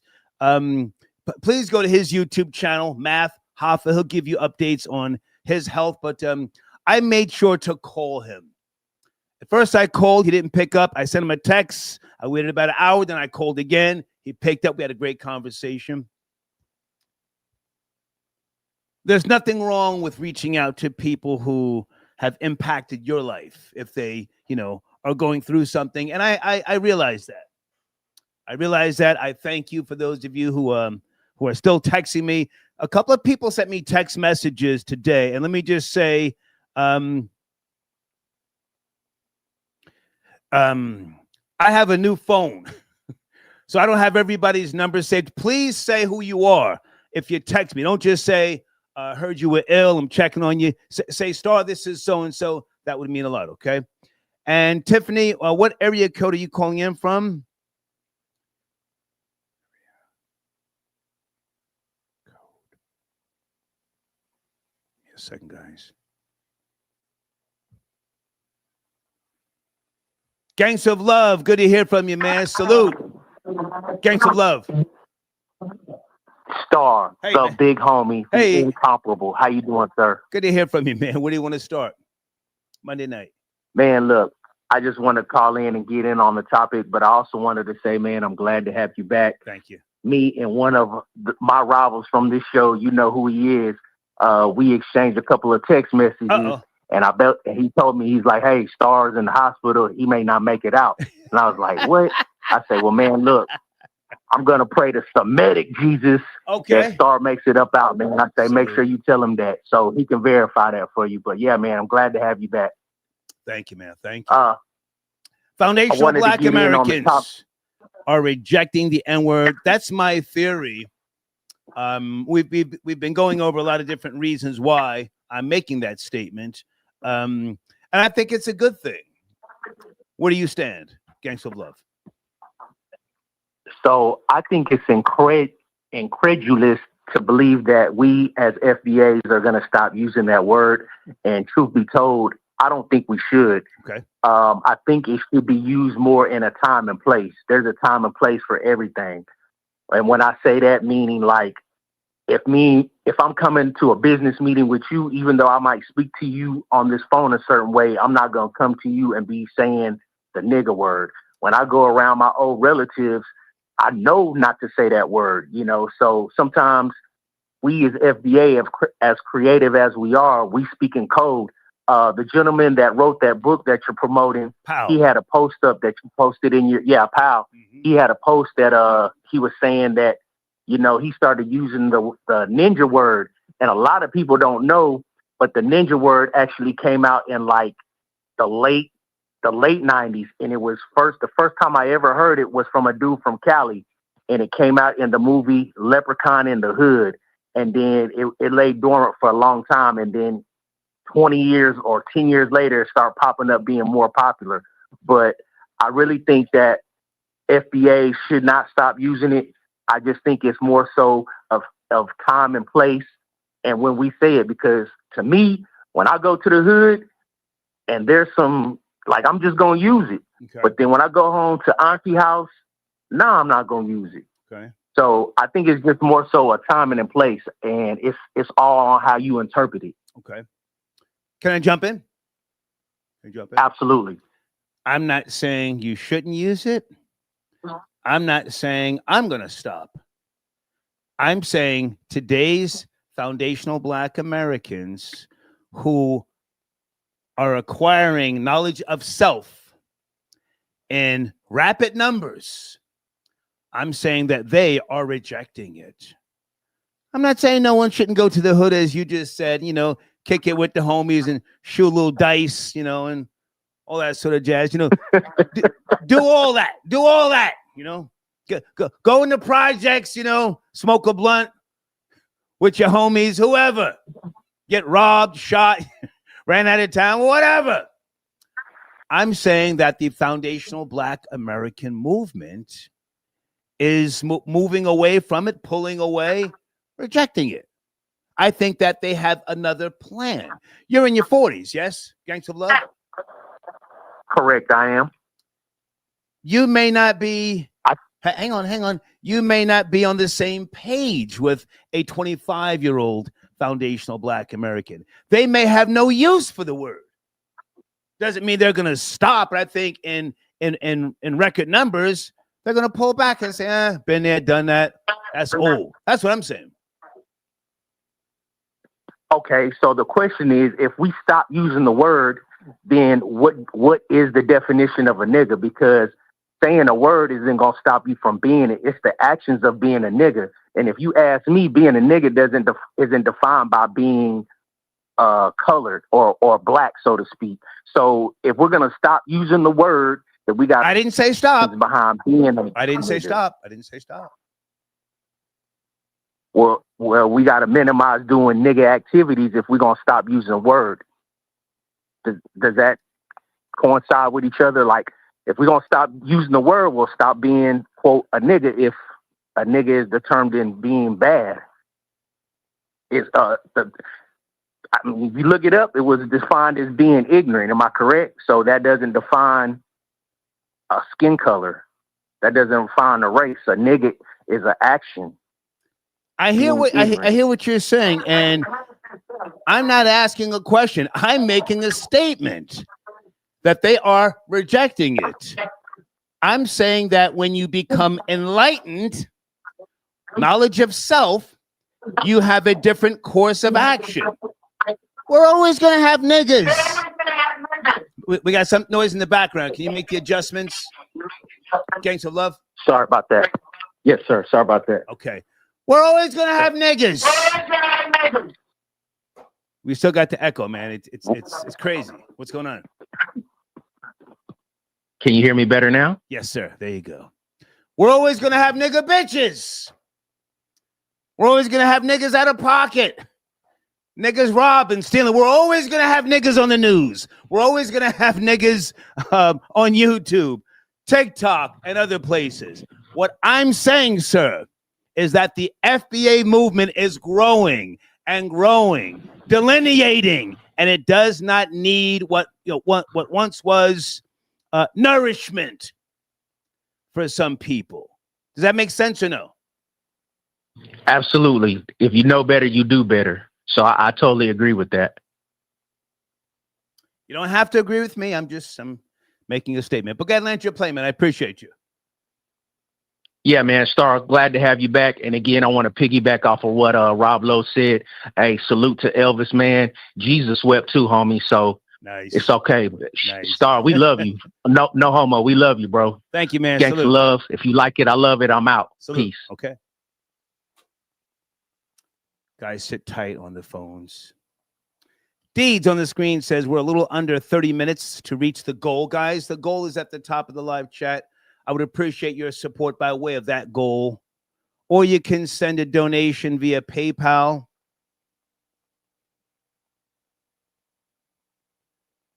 Thank you for your well wishes. I'm flattered. I'm flattered. There's the PayPal information on the screen. Okay. Kid, where is Kid's donation? Hold on a second. Hey, Valerie. Yes, Valerie, I saw that Diane Keaton died. We mentioned her on Saturday. She died from pneumonia. I have learned so much from that trip to the ICU. Holy smokes.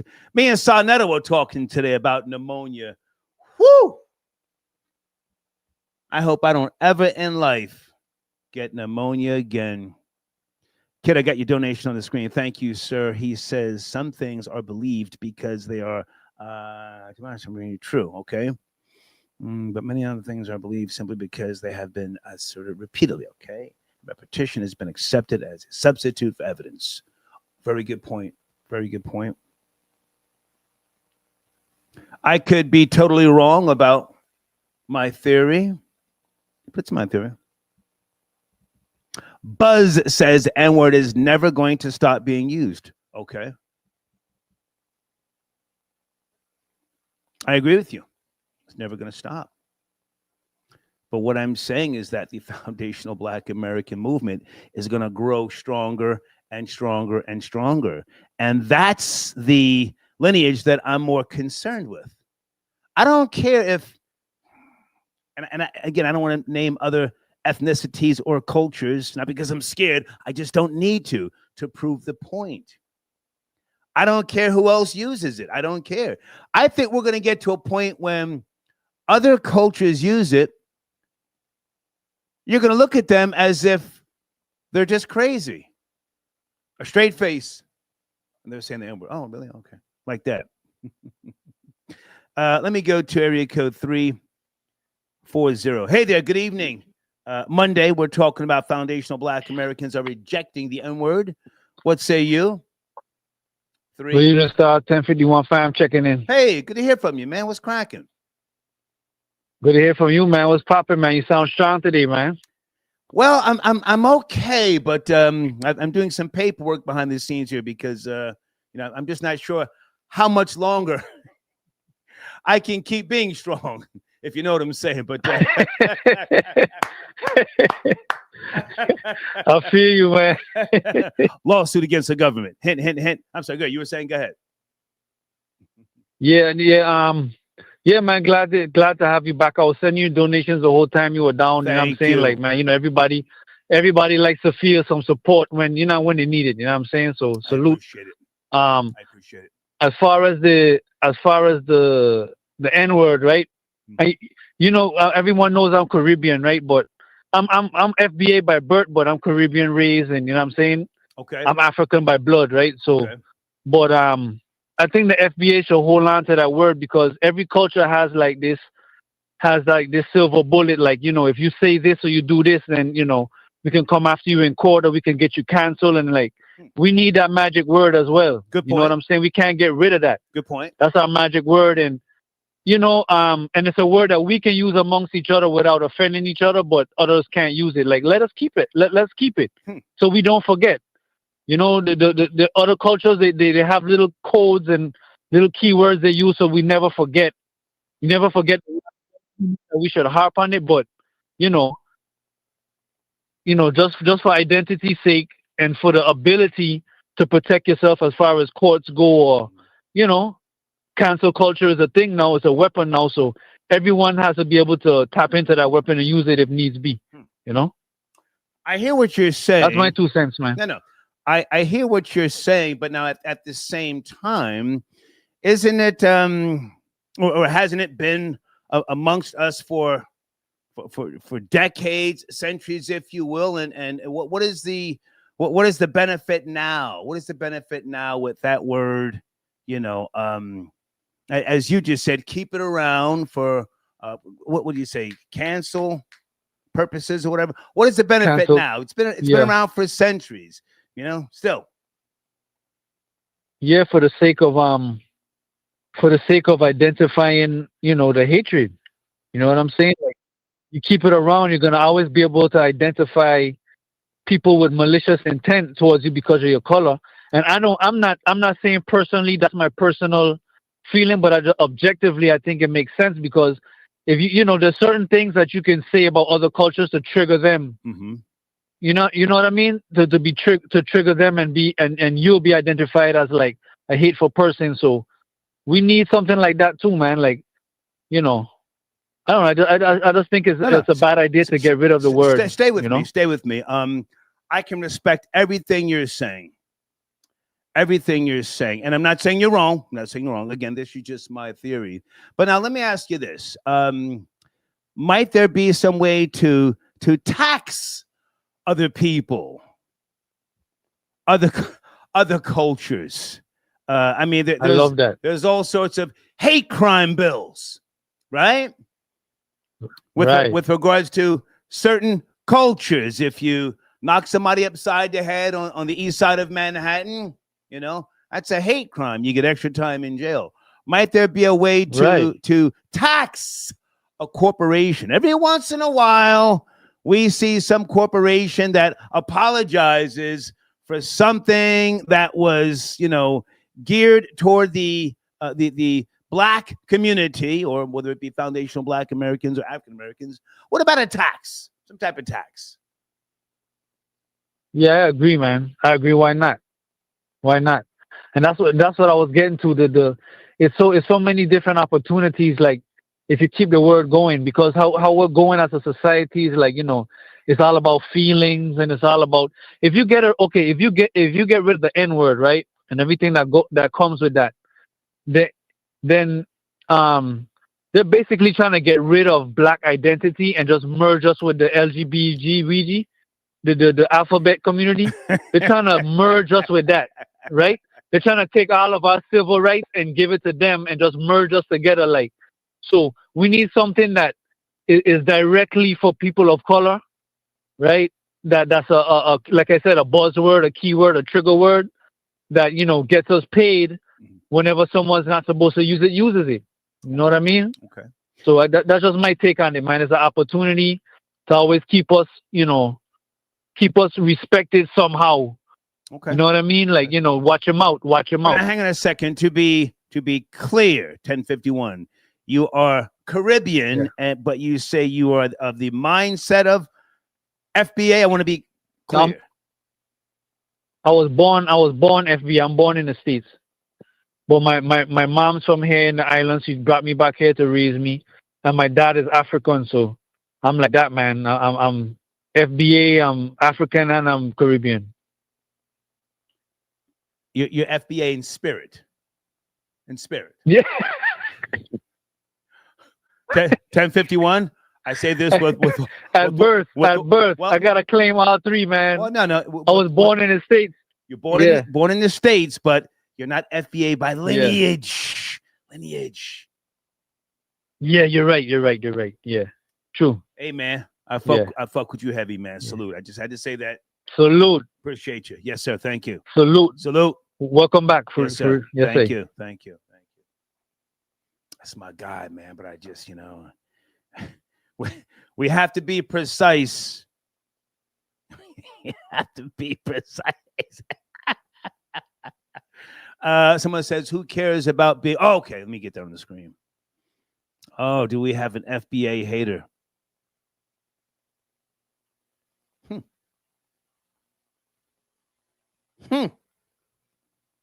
Well, as the old saying goes, everybody wants to be Black until it's time to be Black. Tracy, thank you. I got your email. Pauline, I got your email. Timestamp Tiffany, hey there.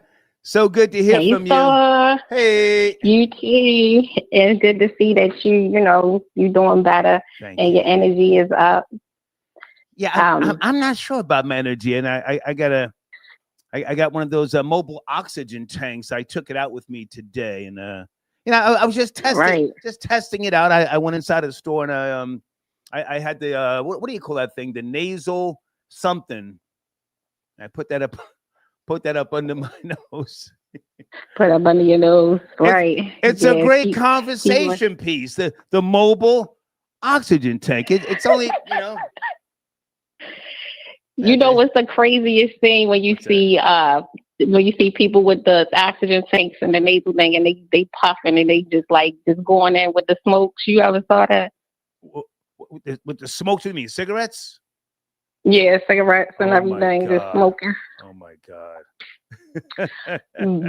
but I wanted to touch base on both topics. One about the use of the word, and just making a correlation with let's just say with Fat Joe, how he just tried to dismiss FBA, and you know what I'm saying, and even with J-Lo and how they just. But now, hang on a second, Tiffany. Free-brained the word, yeah. Tiffany, sorry.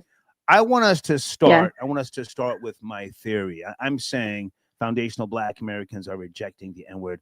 I don't want to make this about a rapper in particular from a different ethnicity. I mean, unless that's how you want to tie this in, but I'm saying that's just I don't want to make it about them at all. I was just making the correlation and saying how FBA stood their ground and was just like, no, we're not gonna let you, just dismiss it, because it is a such thing, and we know that without that essence of foundational, there would be no Fat Joe. There would be none of that. You know what I'm saying? So just how he tried to just throw it under the rug.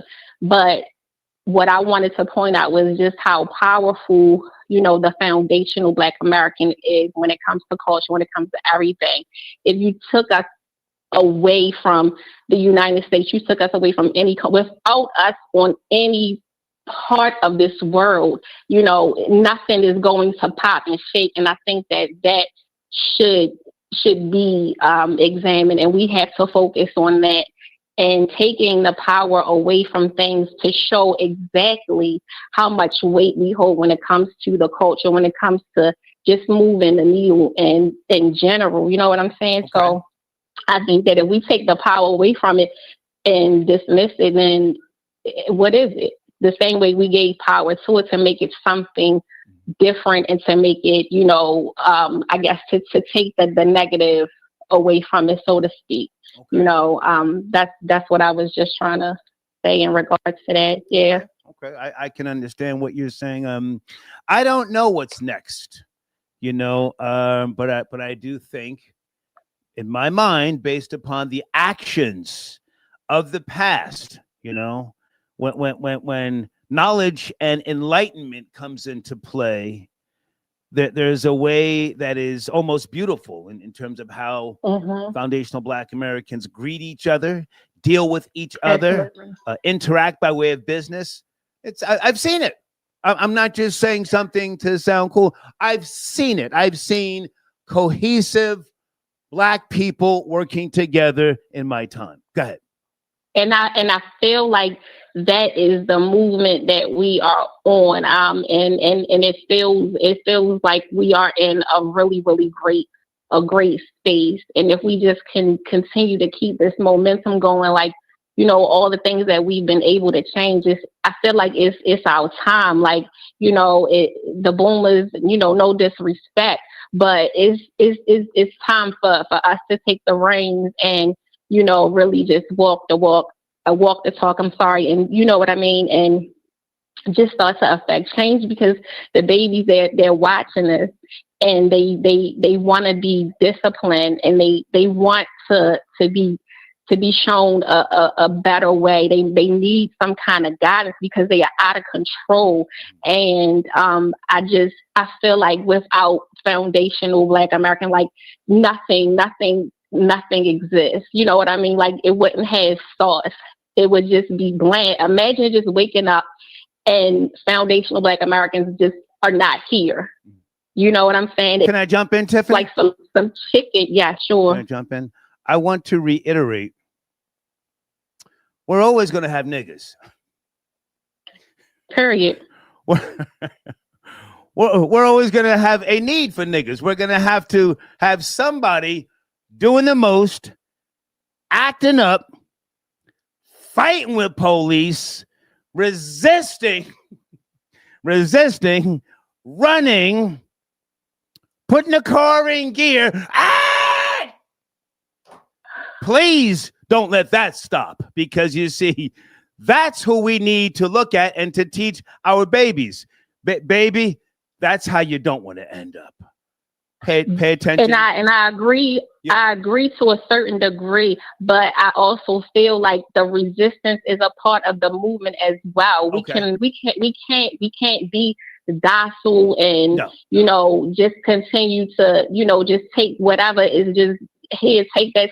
No, that's not where we are. We can't operate in that way, because progress is not going to be made. But I feel like just like right where we are, we just keep this momentum, and foundational Black Americans, they know exactly what that means. We don't even have to argue about it, because if you are, you are. Just like 1051 Sam said, he feel it in his soul. He's an honorary FBA because he knows what that means. He's an honorary. It's a feeling. Yeah, he's an honorary, but we know what it means, and And no, it's never gonna stop the dumb stuff, the ones that's out here, running from the police, like you said, just always that's never gonna end. But the essence and everything that FBA encompasses, that's a beautiful thing. So I appreciate the topic, and even in regards to. I'm sorry, I didn't mean to catch up. I appreciate you, because you and I were talking behind the scenes the last couple of days, and I thank you for your support, genuinely. Absolutely. And even when it comes just to manifesting things, we can manifest things for other people, and I feel like, let me get that on the screen.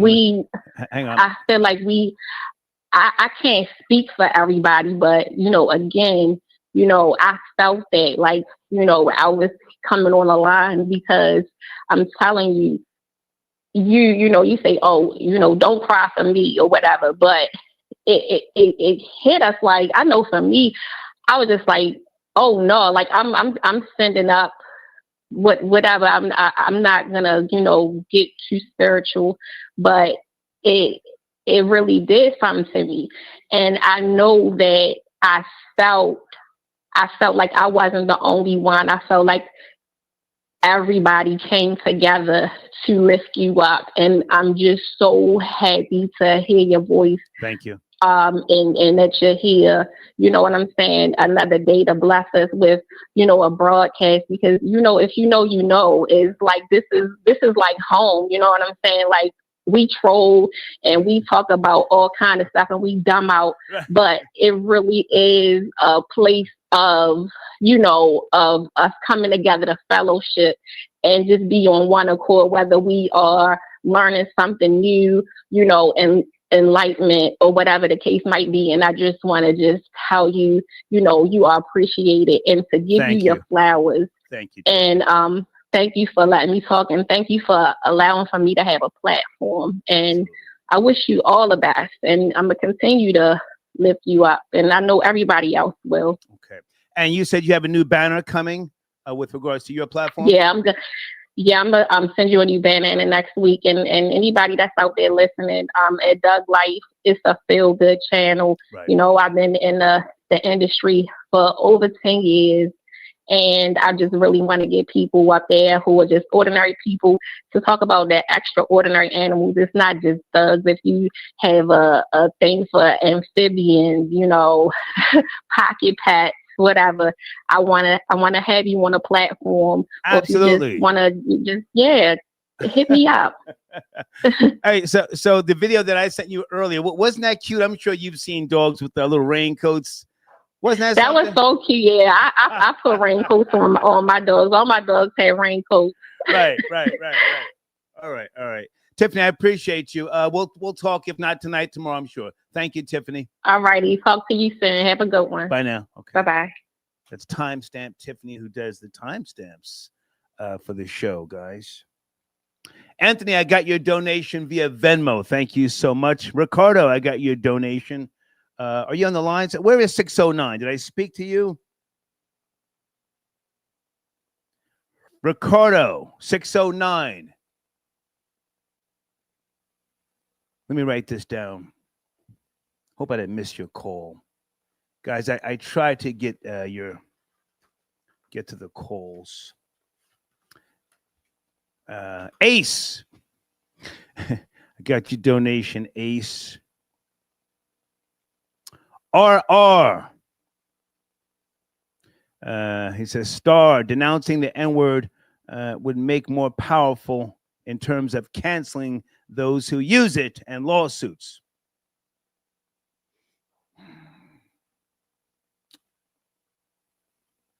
Okay. I can respect what you're saying. I'm just saying foundational Black Americans, I'm saying that they're moving on. You know, that's all I'm saying. Johnny Gonzalez, I got your donation. He says, I'm FBA tonight, Star. Salute to Johnny. Colleen, I got your Venmo donation. Thank you so much. Hold on a second. Okay. Thank you, Deeds. Okay. Hang on a second.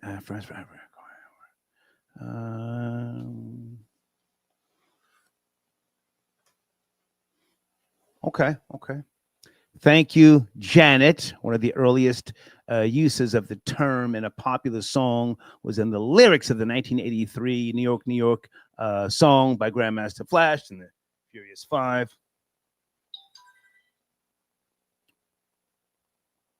Thank you, Janet. Okay. Guys, I'm still taking calls if anybody wants to tackle. Can you manifest things for someone else? That doesn't necessarily have to be a mystified thing. It can just be, you know, can you manifest things for someone else? Can you enhance or enrich someone's life for them?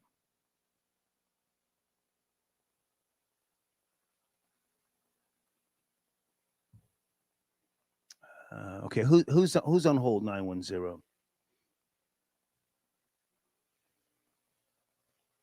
Hey there, thank you for your patience. Area code 910. How do I say your name? Star. Hey. What? Oh, you talking about that SLLE44? Yes, sir. How are you? Yeah. I'm 59, Star. Okay. I'm 59, and yeah, bro. Hey, obviously, what's happened to you? I've seen that sort of come across my screen. I didn't know how sick you were. I'm a subscriber of yours. I've probably been subscribed to you maybe like a couple of years. I haven't been on YouTube like that most of my life. So of course, like I said, I'm 59, man. You know what I'm saying, and but when I'm hearing what I'm hearing from people and the way they're speaking about you, bro, let me tell you something. I've watched you, and I think you serve in a great important space, man. I just love the way that you carve this lane out for yourself and the things that you're bringing up where people can come up here and say whatever they want. There's a lot of things going on when they say that, you know, but I think if you weren't here, we'll miss you, bro. And I know I never met you. Thank you. But I'm sure we will miss you. I'm sure we will miss this space, man. So you know, God bless you, man. Keep fighting. God bless you. Fighting and doing what you. God bless you as well. And I say that with all due respect. If that's the highest form of respect that you acknowledge, then I have no problem saying God bless you as well. I have no problem saying that. Yes, sir, bro. Yes. No doubt. Okay. So it's very interesting that you come up with this title that you want to speak about tonight after coming through, you know, such a rough time, man, and having us have some introspective about these young people and asking that question. I wanted to say, okay, like I'm in North Carolina, by the way, that 910 area code I'm in Fayetteville, by the way. I think you in North Carolina too. And also what you were saying earlier about FBA and you know your family, and when you came down to Durham and how the people, everybody would wave at each other back then, and then your father told you those are all family, right? He said that's your kin, boy. That's your kin. That's your kin. Wow. It just brought back memories, right?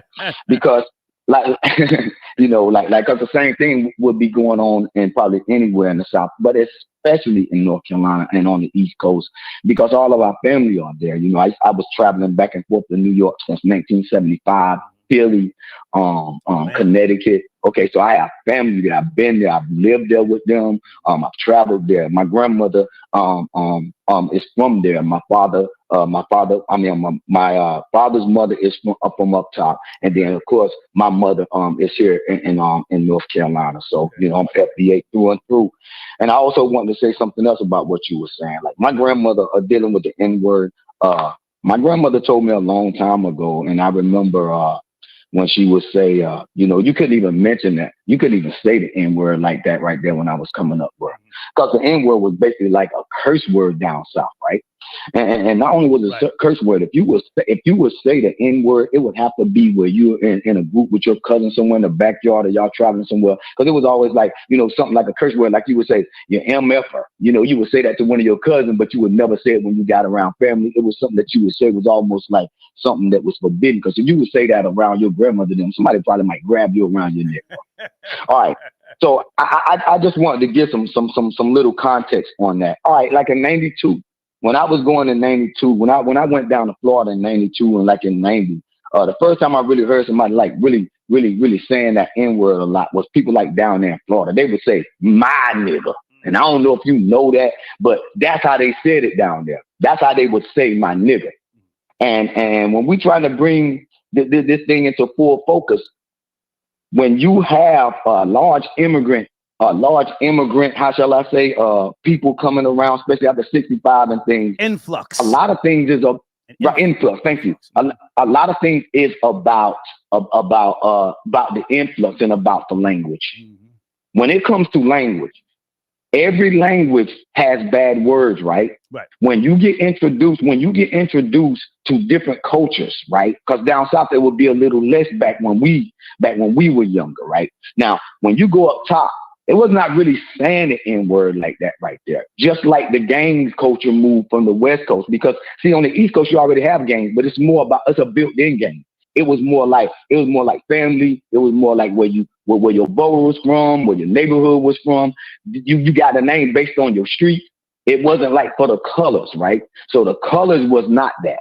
If I can interject for a second, if I can interject, you know, New York gangs were dangerous, but they were more so business oriented because of, you know, the New York tri-state has always been a business district. So you're right. It wasn't based upon colors, but it was a place where, you know, you had to understand the parameters, the rules, and business. If you went to a certain borough trying to purchase some drugs and you got beat. Yeah. Now it's time for you to get the fuck on up out of here and go someplace else before you get hurt. No. I just want to say that. Right. No doubt. And see, we had gangs down south too. You know, the same thing. We had gangs down south. My dad was the head of one down south called the Stompers down here. Okay. They were in the paper. They were in the paper in the 60s. So, but getting past that, you know that this language thing and FBA is so good that you bring that up, that you know that FBA really are the real Americans. I'm going to tell you why, because it's a process of elimination. When you say the N-word and everybody adopts that, you notice that is the dominant slur. Now, look, that's the dominant slur in every language, right? When they come here, they all use that word. Now, when they're using that word, they really disqualifying themselves. And I'm going to tell you why. Well, you remember that movie? Listen, I hate to cut you short, but I'm backed up on calls. Can I ask you to land your plane? I'm really backed. Oh, yeah, no doubt. Okay. You remember the movie when Wesley Snipes was talking to the guy and the guy came on and said Akata? and they didn't know what it was. And he said, "What's this, a casa? What's this, a casa?" And then Wesley Snipes sort of took a jab at him. That was in a movie. I don't know if a lot of people know about that movie. You probably didn't see it, but they said a casa. And these were African guys. He was dealing with them. When they said a casa, they was calling that a cotton picker. Gotcha. Wesley Snipes at the time did not understand what that meant. So was that the movie Sugar Hill or White Men Can't Jump? Hill. Sugar Hill. Now look. Okay. So listen, I gotta go. I got other calls. I gotta go, man. Okay. I appreciate you. All right. I appreciate you. No doubt. Salute. Okay. I appreciate that man's call, but I'm getting backed up here. Holy smokes. White boy Rory, can you sit tight? I'll be right there, Rory. Got you. Okay, stay right there. Hey, Sarah, area code 215. Thank you for your patience. Hey, Star, how are you? Hey, I'm better. I'm not fully, fully back, so to speak, but I'm okay. How you doing? I was praying, Star. Thank you. I was praying. Thank you. And I'm so happy that you're here. Thank you. Yeah, I'm happy. So, you have two topics. Would foundational Black Americans reject the N-word? Well, I'm saying that I'm making that statement that foundational Black Americans are rejecting the N-word. I think that they've got other interest. I think that they have become more culturally proud than Black people of yesteryear. I'm saying it's not that big of a deal to them. It does not define them. It does not offend them, and nor will they allow mainstream media or social media to use that word to exploit them, if you will. I'm making that statement. Something interesting is happening, I believe. The N-words are on their way out. Okay. So it no longer fits. They're on their way out. We're in the midst of a shift. So they're going to be, they're going to always be there, but they're not going to be in the forefront anymore. Not anymore. Not like how they've been for the past 40 years. Yeah. So they're being pushed out and pushed back. They no longer really have a place here anymore. And, there was another guy saying something. The N-word is a spirit. Has nothing to do with, it's a spirit.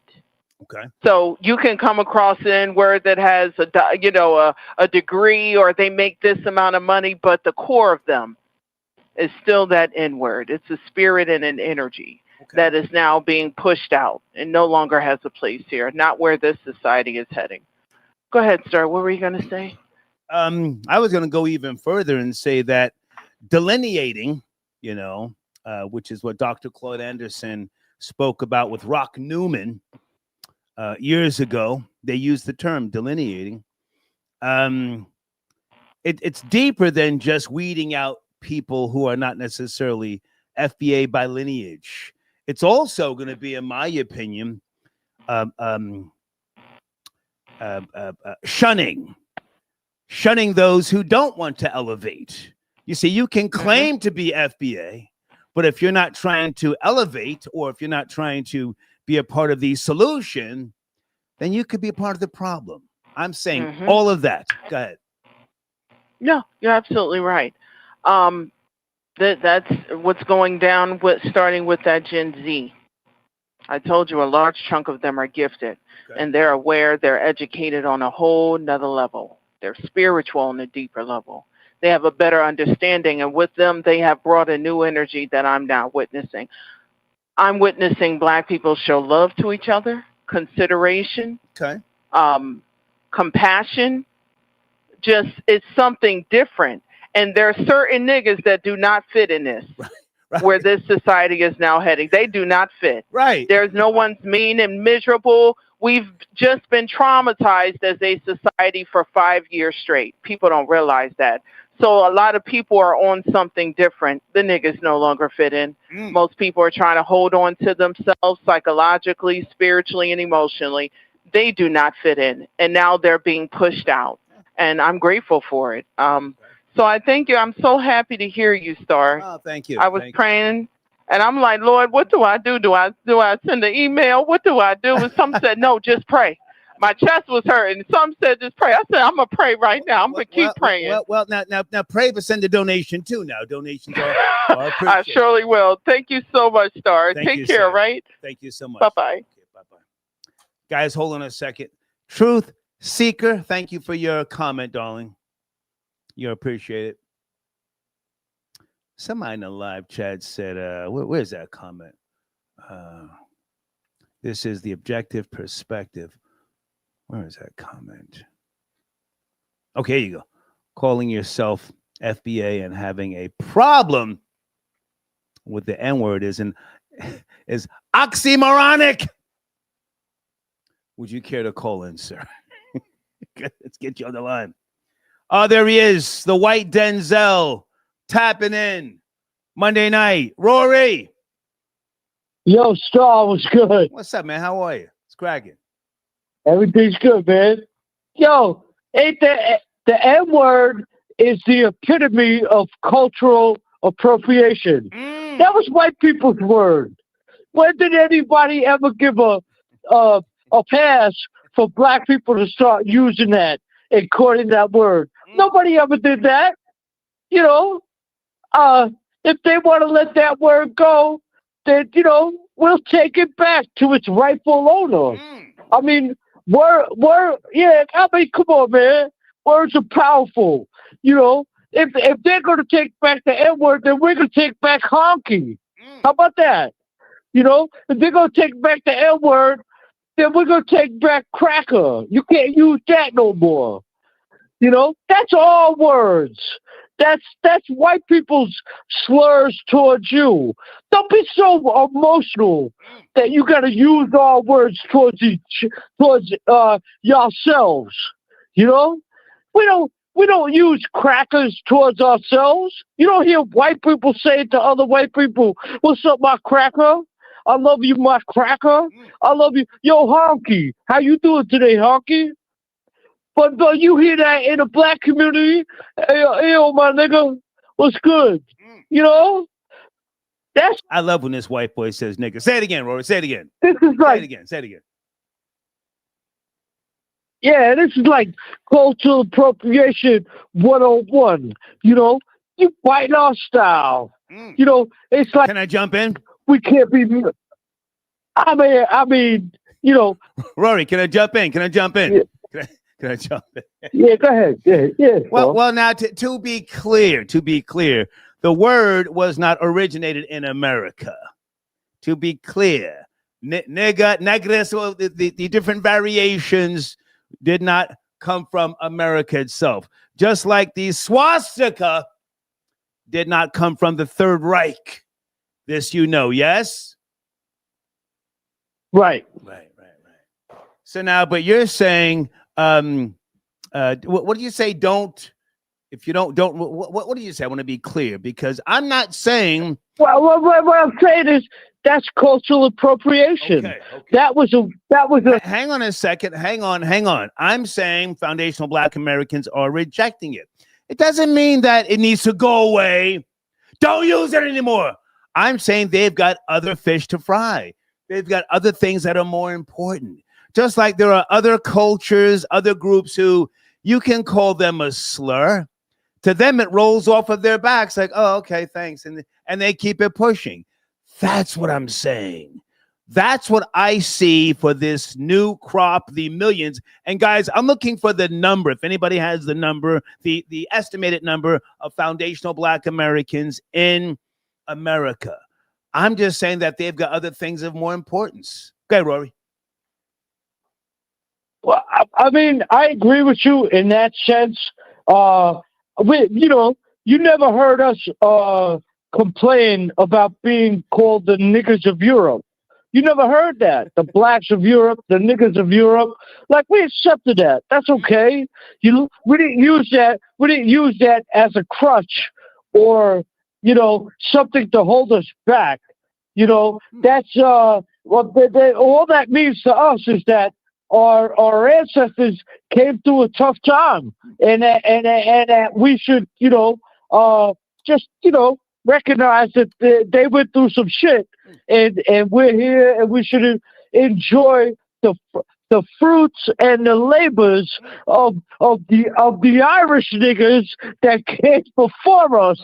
So now we could live and go to yacht clubs and live in Long Island and wherever else. Yes, our ancestors were niggers, but they helped us not be niggers, you know. And that's Rory, can I jump in? Yeah, you know. Can I jump in? Yeah, that's the way. Yeah, we going there. We going there. Can I jump in? Rory, did a nigger save your life? I did a show Saturday. We do. Hang on. Some proud white niggas. Hang on. I did a show on Saturday. Hang on, guys. Rory, Rory, you got to listen. Hey, watch the F-bomb. No F-bombs. I did a show Saturday. Right. I did a show Saturday, and I My said, bad. I said a black woman, Big Shirley, possibly saved my life with her cooking. I was in the ICU for 7 days. I'm asking. Well, salute to Big Shirley. Salute to Big Shirley. Did a nigga Rory? Did a nigga save your life at some point? I'm talking about culturally. Did a nigga give you some swag, some an extra, you know? Wait.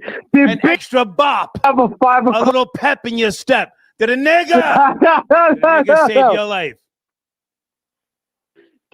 Was Big Shirley or him, his, or they, or a them? Were you in one of those hospitals where Big Shirley was a they or a them? Could you tell? Never mind Big Shirley. Well, answer the question. Did a nigga save your life? That's the question right now. So did a nigga save my life? Ain't no nigga ever saved my life. The fuck you talking about? Rory wants the F-bomb, or I got to get you out of here. Come on, man. Come on. But did a black dude ever save my life? No. Okay, the fuck? Did a black dude ever save my life? Hell no. Not really. I got to put him on hold for a second. Give me a second, guys. This is a friend of mine, but he's got to listen. He's got to listen. You know what? I'm doing for the rest of my life. You think I'm talking about? Rory, you got to listen. What? You got to listen. No more F-bomb. You just dropped 3 F-bombs. I want to monetize this show. Okay. Come on. Are you sipping respectfully? Are you sipping because you sent me a text the other day? You know. Yes, I am. Okay. Well, yes, I am. Okay. Well, listen. As a friend, let me get you out of here because I can't do no more F-bombs. But I got you, man. Salute. Yeah, salute, Star. All right, that's my guy. Area code 203. Monday night, we're talking about foundational Black Americans are rejecting the N-word. What say you? 203. Good evening, Star. Welcome back. Hey, who's this? First and foremost, this is King 360. How are you? Hey, man, good to hear from you. Where do you want to start, sir? Welcome back, first and foremost. Thank you. I mean, like most of us, you know, we missed you, dog. You know, okay. You're very, very inspirational to many of us. I appreciate you teach, you're to me, you're the GOAT of this media stuff. I appreciate that, man. But I know you want to get to the topic. So as far as I'm not FBA, I'm Peruvian, right? Okay. So, but as far as the N-word, yes. I saw in the chat, you know, some people were saying the youth is pushing the "my guy, bruh." You know, that's how they talk. You know, that's their slang, that's their lingo, and they're not using the N-word. And if white people are using it to joke around, that's going to push FBAs more away from it, I think. I like that. I like that. What you just said. That makes sense to me. It's going to make them, it's going to make them look at, Caucasians like, huh, what? It's not going to be like, getting upset like people 20 years ago, 10 years ago. It's going to be different. Go ahead. Right. And as far as the rappers go, like you just said, and we're not going to mention anyone, but, growing up in the 90s, listening to Wu-Tang, they were very enlightened. They had all the 120 lessons, the God body and all that. Right. But yet they were still kicking that nonsense, right? That at the time we saw as we were ignorant, right? Or stupid, as a cool thing. It was a trend. So that was kind of like, to me, hypocritical coming from Wu-Tang. I'm not just saying Wu-Tang, but from people from FBAs or that were enlightened into the 120 lessons, the God body. You know, RZA's a very wise man. I know, I'm sure you've met him. Yes. And so for them to also kick I'm sure they're talking about what they saw and what they grew up living. I get it. But it's kind of hypocritical. And then, can I jump in? Like, fast forward. Absolutely. Can I jump in? Not that I have to defend them, but no. they had to use an old formula known as bait and switch. Right. Bait and switch. I have to bait you in with something and then switch. Right. So that you can understand what it is that I'm really trying to say. No, I don't think that they were hypocritical at all. I think that they were, young, very, very young men, and they were under the direction. History has taught us anything. Right. So we've got some noise in the background. They were under the direction, for the most part, of RZA, and RZA had experience in the music in the music industry.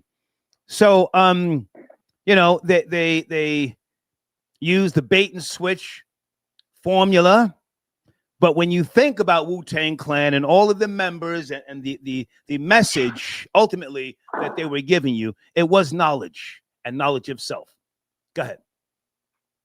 Well, that's how I became enlightened from like, listening to that and they taught, because that's what I was listening to. I wasn't going to read a book, like I wasn't brought up like you, go read a book. My mom's Hispanic. She they come here, they can't even read a book, the English book, so it's like, did you do your homework? You tell them yes, they're not going to check it, but what I'm saying is, right. I get it. But fast forward to today, like, Raekwon, I mean, I'm not judging anyone, but all this queen and king talk and all that. He married he just a few years ago. Sir, I don't want to talk about people's wives and who did me. I don't want to get right that detail. But okay. hold on a second. No. Hold on a second. What year did Wu-Tang come out? What year? I think they dropped 93? Tell us. Wu-Tang as a whole. 93 as a whole, right? 92, 93. No. Before that. I'll Google. Hold on a second. I'll Google. Yeah. Or if you can Google, what year they come out? The first album. Man, ain't nothing to F with. What do we got? Mm-hmm. What do we got?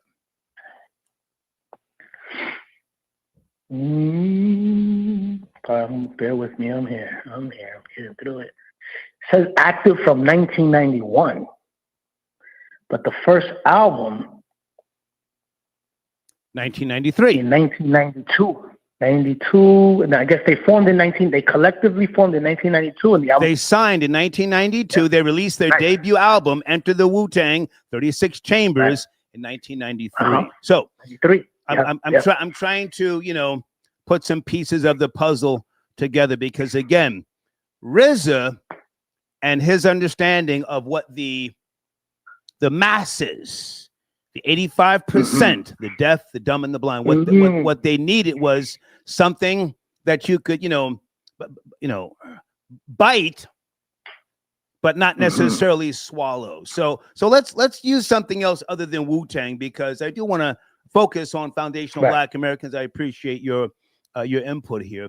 I'm saying they're rejecting the N-word. It's just going to be time for them to move on, because of the knowledge that they're acquiring. What do you say about that? Yeah, I think that'll be a great thing. It's words, are very, very powerful. As we've come to learn and throughout the years, and you can manifest, as we're talking, as that's the showrunner as well. Yeah. From words. Yeah. Right. Right. And can you help someone else manifest? Absolutely. I mean, bingo.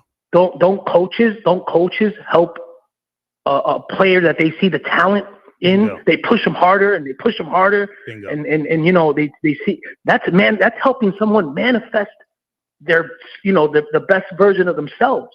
not just in sports, in anything in life, right? If you see your kids good in music, you push them and push them. Your mother, for example, she pushed you and pushed you to read because she saw you're wide.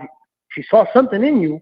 Wow. And just read. And that's something that I implement on my daughter. Nice. Because I tell her, just learn, I teach her words from the Black's Law Dictionary, because it's not the same as the English dictionary. Right. And I explain to her everything because I never want her to come across someone who's going to make her feel smaller just because they're going to talk some words. Like KRS-One, we were talking about it earlier, right? See, he might sound brilliant to some of us who don't know all these big words, right? The teacher. But he's not really. He wasn't really like for us though. Like he kind of.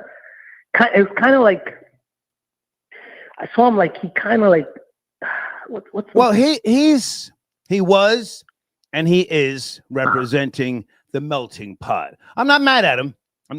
But you see, but now more so than ever, again, foundational Black Americans they can study what it was that he was saying. They can study and they can see Busta Rhymes say out of his mouth, Americans ain't got no culture. He said that.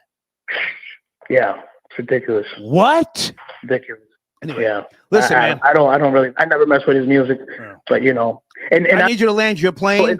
Can you land your plane? Yeah, because I'm gonna wrap this up. Of course. And just to not to keep it all on music, but I grew up listening to Mobb Deep hard, like I did not buy that new album. I didn't even listen to that new album. I don't want to listen to anybody that I grew up listening to about street stuff or anything like that still talking about street stuff. Wow. Like what? What are we doing? Yeah. And then so many people my age or older, did you hear that new album? It's a formula, though. That's the time of time. It's a formula. Yeah. Havoc's the same message from 1990. Havoc's a great guy, though, and I understand what he's doing. Yeah. Great guy. So, but listen, man, I appreciate all you. the best, Star. Thank you for Stay being pushing, on hold. all right? Thank you, man. Send you the best. All the best. Thank all you. The best. Salute. Hey, thank you for becoming a new member. Who's that? Okay. Beauvais, did I say your name right? Become a YouTube member. Hang on a second. I don't feel like shutting the show down just yet.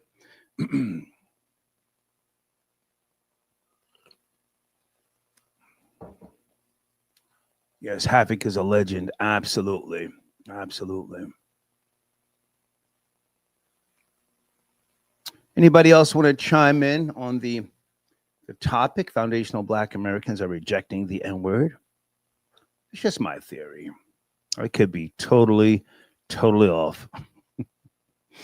No, Star. They love it.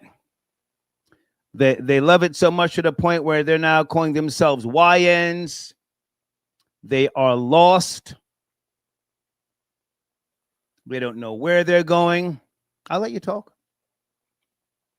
George, I got your Zelle donation. Thank you, George. Yeah, guys, you can use the email address for Zelle. I appreciate your support. Hold on a second. Who's texting me?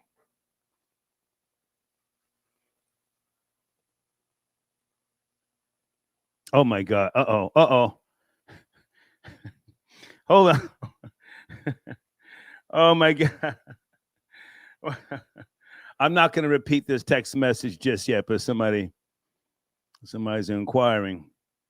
Is it Jay Smalls? Jay, hey, thank you for becoming a new member.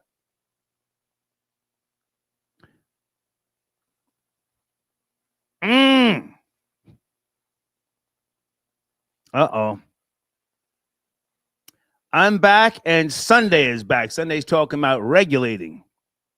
Sunday, do what you got to do. Hey, Camille. Hold on a second. Hey, are you calling in, Camille?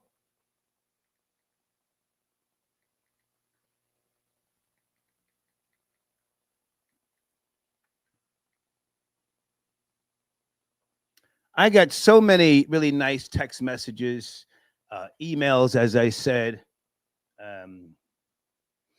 Guys, I need to really spend more time on Instagram. I don't know, for some reason,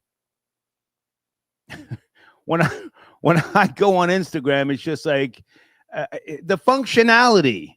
They change it all the goddamn time. And then I start getting confused, and I'm just like, I gotta pull the goddamn phone back, and I'm like, what the fuck? Freedmen's Network, thank you for your donation. Hey, who are some of the other foundational Black Americans that call into the show? Anybody else want to chime in and just, maybe address my theory? Crown, are you out there? Crown from DC. Crown, this is just my theory that foundational Black Americans are rejecting the N-word. They've just got other things of more importance.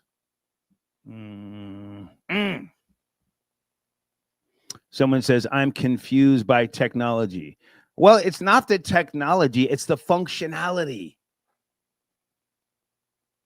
They keep changing Instagram, and it's like, do I really need this? Listen, I get it. People make a living off of Instagram and TikTok. I get it. 1 second. Is Crown out there? No? Okay. Well, hold on a second. I'm not ready to shut the show down just yet. I did have something that I wanted to play with regards to where are my notes? The appeals court and the National Guard will be deployed in Portland. But first, let me bring in someone here. Peace. Is that the Most High tapping in Monday evening? The Most High. Star peace, Lord. Peace. How are you, man? Yo, good. The question is, how are you doing? I'm better. I've got more energy than I did, of course, when I was in the ICU. I'm just not sure where I'm at right now, and I don't want to comment because I do have mobile oxygen tanks, and I do have an oxygen concentrator in my bedroom. You know what that is? No, sir. A oxygen concentrator. It makes oxygen, and it has a tube you can put up on your nose. You can relax in the bed or whatever if you feel like your oxygen is not right. So I'm that's where I'm at, right now. But I'm okay. Good. As long as they don't send Conrad Murray to your crib, you all good. But you need to really hook up with your cousin, man. Queen of Fu is the truth, for real, man. I've definitely bought 3 of her books the last 15, 20 years. You know what I'm saying? The information is functional, is very basic, and it appeals to the you that you need to tap into to get your health and your spirit back up right. You know what I mean? Seriously. Can I say this, the Most High? Queen of Fu, yes, sir. Queen of Fu, Supernova Salon, always check on me. She gave me some great Bengal spice tea once upon a time. I have the right network, but we have to be real, man. At my age, 61, I've already had a liver transplant. Just there are certain things that I just have to run to that ER when it's time. You know what I'm saying? And sometimes you have to play catch up in life. So, but I've got a nice network. But I thank you for your kind words. I thank you. All right, no question. So can I address the FBA topic real quick? Yes, that's my theory, that they are rejecting the N-word. I'm not saying stop using it. That's not what I'm saying, but I'm saying they've got other things going on of more importance. That's what I'm saying. I hope that is the trend moving forward, because me, myself, as somebody in their early 50s, in my household, I never heard the word, to be honest with you. I never heard the word in my household. You step out the crib, by the time, hip hop, crack, and whatever, it became like, all bets are off, no hold bars, everything was being accepted. That was the beginning of bad behavior. And the Most High, your phone's going in and out. Your phone's going in and out. The Most High. Oh, my fault. You hear me? There you go. Yes, sir. You were saying? You hear me? Yeah, go ahead. All right. So I never heard the word in my house growing up. I heard it outside the crib. definitely growing up in my early teens, you started to hear the N-word more frequently in the streets or whatever the case. It started to reflect in the music, and now it's at the point where we at right now. Me personally, I excuse myself when I use the word. Seriously, I get mad at myself when I use the word in conversation. I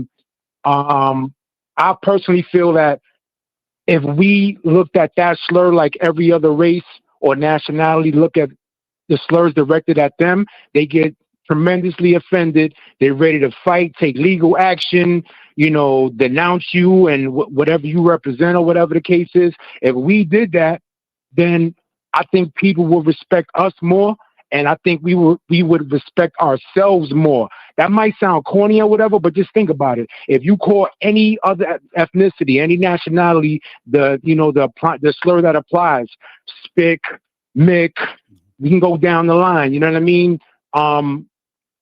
They're going to get all crazy about it. If it's somebody in the public, if it's a public figure, they're going to be under scrutiny. They're going to be called to be canceled or whatever the case is. We make everything cool. Negative stuff we make cool. Positive stuff we make cool. We could take a slur, make everybody say it, we'll say it, and then it loses its steam in terms of the insult aspect of it. And again, no other race. You might hear Italians say, in jest, you dumb guinea, but that's within themselves. They don't really address themselves like that, and it's not a word that's used, over proliferation of the word when they talk to each other. So I think moving forward, the young black males, young black folks definitely should, scale back on using the word. It's already ingrained in our psyche. It's already ingrained in pop culture. It's already ingrained in the slang. It's never going to stop being used, but maybe it will be, but hopefully it can be curtailed and used less. I agree.